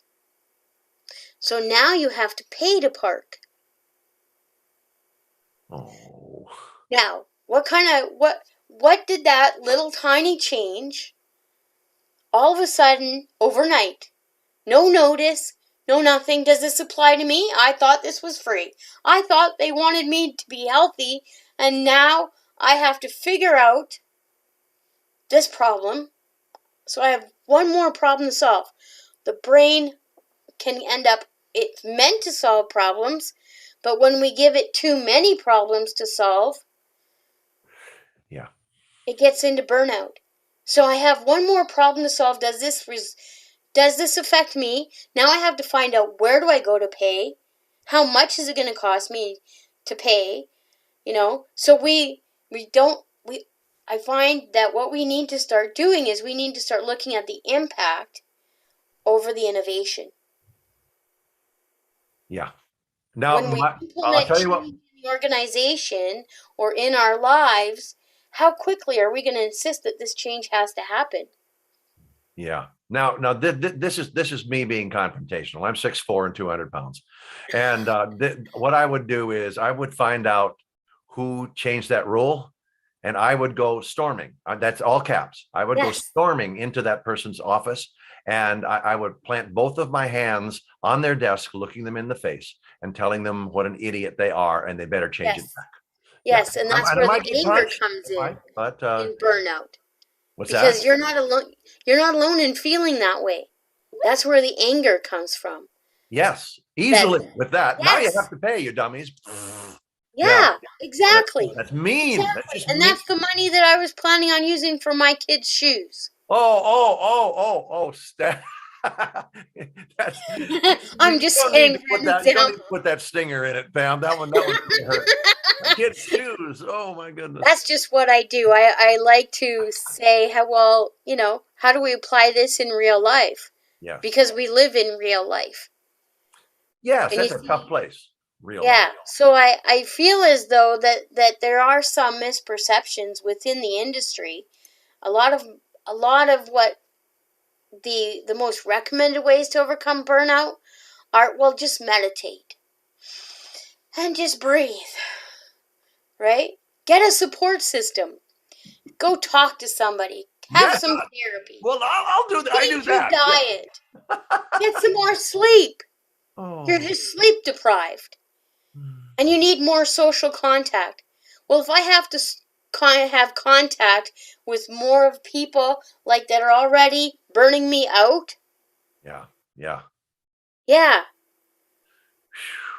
Well, young lady, you are amazing. You are a fountain of information and inspiration. You got me with steam coming out of my ears and my nose, and I'm just a perpetual either smile or frown. You've made me laugh and cry inside. And as we're winding down here, I have one more question. I did not ask you if I could ask this question, but I would like to, and I know that you in your compassionate heart will answer this, and that is, when it comes to living your best life, our audience's best life, what advice do you have for our viewers, for our audience, to live their best life? And if that has to do with working with you, that's great. But just give us some guidelines there, some more guidelines. More guidelines. Oh, you're giving us lots. Okay, so is this my final word or just my guidelines? I think we're closing in on final word. Okay. So. Okay. Is that okay? Yes. I mean, Yes. I'm flexible. Nope. I'm going to give you my acronym for resilience. Okay. Resilience, in actuality, to me, is resilience. It's to become silent again.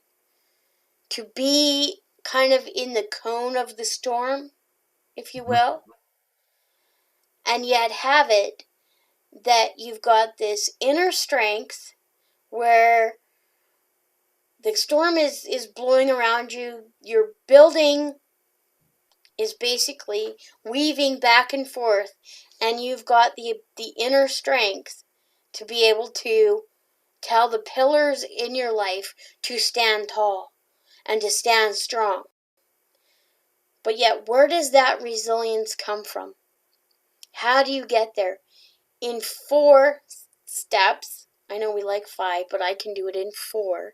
Okay. Okay? And that is, number 1, first of all, I call it rest. And when we break down rest, we start with R, meaning the word to replenish. Mm-hmm. In the Bible, it talks about to multiply and replenish. Mm-hmm. Have you noticed that there is no word called plenish? You have to replenish. Okay. That's right. Which means that you are everything you already have, everything that you need. in order to reach your fullest potential. You don't need to add anything. You just need to replenish what you have already It's good. and build upon what you already have. Mhm. So looking outside of yourself to find the next latest and greatest thing. No, you need to build on what you already have. You Agreed. already have a divine potential. Mhm. We need to replenish it. Yes. So the E stands for emotional need. Mhm. And that means to acknowledge and to meet our emotional need. Okay. Because any behavior that we have usually stems from an emotional need. And so when we meet that need, then we can more easily change the behavior. Mhm. Yes. The S stands for silence. The world is a noisy place. Mhm. I thought you were going to say annoying, but noisy. Yes. Maybe you're in burnout. I'm kidding. I'm kidding, Rick. Anyway, so everything we learned about being successful, we actually learned in school, in kindergarten. You Yeah. notice how they had us actually take like nap time? Yeah. Yeah. And so I'm going to actually be challenging people in the workplace to say, is a 15-minute break long enough for the brain? Hmm. Maybe we need to look at how we break from our work, from what we consider work, Mm-hmm. by either having a break, like go out and take a walk, or do I move on to something where I get to be very creative in order to give my brain a rest from work, Okay. from what it considers work into things it doesn't consider work, which is flow. Mm-hmm. Mm-hmm. And then the last one is T, and that is true. True to our purpose, being that the two best days of our lives are the day that we're born and the day that we realize and can stand true to our purpose. Okay. That's deep, deep, deep, deep. Yeah, that's all the way up to here. Yeah, hopefully not here. I didn't want to submerge anybody, but Yeah. Okay. Oh, good stuff. And anything else you want to share, just briefly, or are we done for today? I mean, you have given us so much to chew on and and to plenish. Replenish. Yes, I like that. I'm going to remember that. I have so many things to remember. I this is the truth now. All you guys who are listening, I'm going to go back and I'm going to watch and I'm going to listen to Pam again, and I'm going to take some notes. That wasn't my job today to take notes. My job was to bring out who Pam is and what she was born to do, to be able to help you. Now, if you want to be able to check her out again, and especially when you get her free gift and you get through that, then a lot of what she has just told us today is going to go, whoo, oh, I get it now. And two things. Do a VIP upgrade so that you can watch and listen to her and all of our other speakers on this Achieve Your Dream Summit.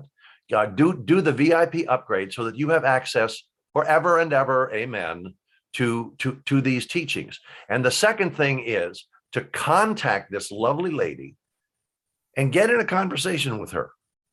Talk about you. Let her guide you. Take her course. Do whatever you know in your knower. You know that you need what she knows. Is she an expert? Yes. Can she help you? Yes. Do you want to take that next step, or 2 years, 5 years, 10 years, are you going to be in exactly the same place, doing exactly what you're doing right now? And you know that you don't have any resilience, that you're just that bouncing ball that Pam talks about, that it's deflated. It won't bounce anymore. It might be half full. It might be just totally deflated and on the floor, and you're stepping on it and stepping over it all the time. You may need, and you do need, whether you realize it or not, we all need to talk to Pam.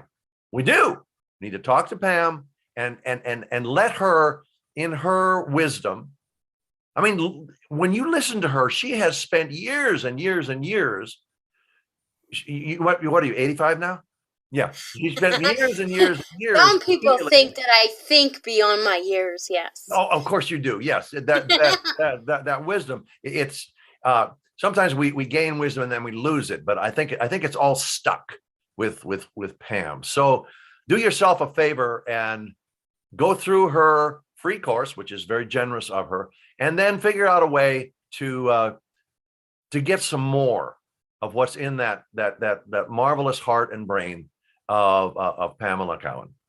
I know it'll be worth your while. I intend to work with her. I've got some people that I believe she can help greatly, and I will be proud to send them to her. That's the way we're supposed to work. We're supposed to be of service to each other. So I think we're done. Any closing comments, or shall we smile and call it a day? We can smile and call it a day, and not necessarily just call it a day, but to make this day the very best, knowing that this too shall pass, that this day will pass. So no matter how bad this day is, it's going to pass. Yeah. Well, it's been a good one for me. Yes. And everybody who listens and watches, you and what you have to share. And wow, they're going to have a blessed day. They're going to have a blessed day. I hope so. All right. That's my goal. I want to bless people's lives. Yes. And so do I. So we have a lot to talk about. We have a lot in common. I'm just a lot older than you. I'm the ancient one. Yeah, and supposedly I have ancient one wisdom, and you have much younger wisdom. So we'll couple up on that and see if we can be of service to thousands of people. That sound like a plan? Awesome. Yes. All right. That would be awesome. Until our next video, or until you upgrade to VIP and get to watch this lady again, be blessed, and thank you for watching. Thank you. That's it for the first day of the Achieve Your Dream Summit. Now, get yourself ready to attend day 2, same time tomorrow, with another fascinating group of guest speakers who will share their expertise on some very diverse and important topics. You'll be glad you made time in your busy day to attend day 2. Of course, the best way to always be able to watch any of our speakers anytime is to sign up for the VIP upgrade. You get all their videos, their free gifts, and some very special premium gifts too. So seriously consider upgrading to VIP before access goes away forever.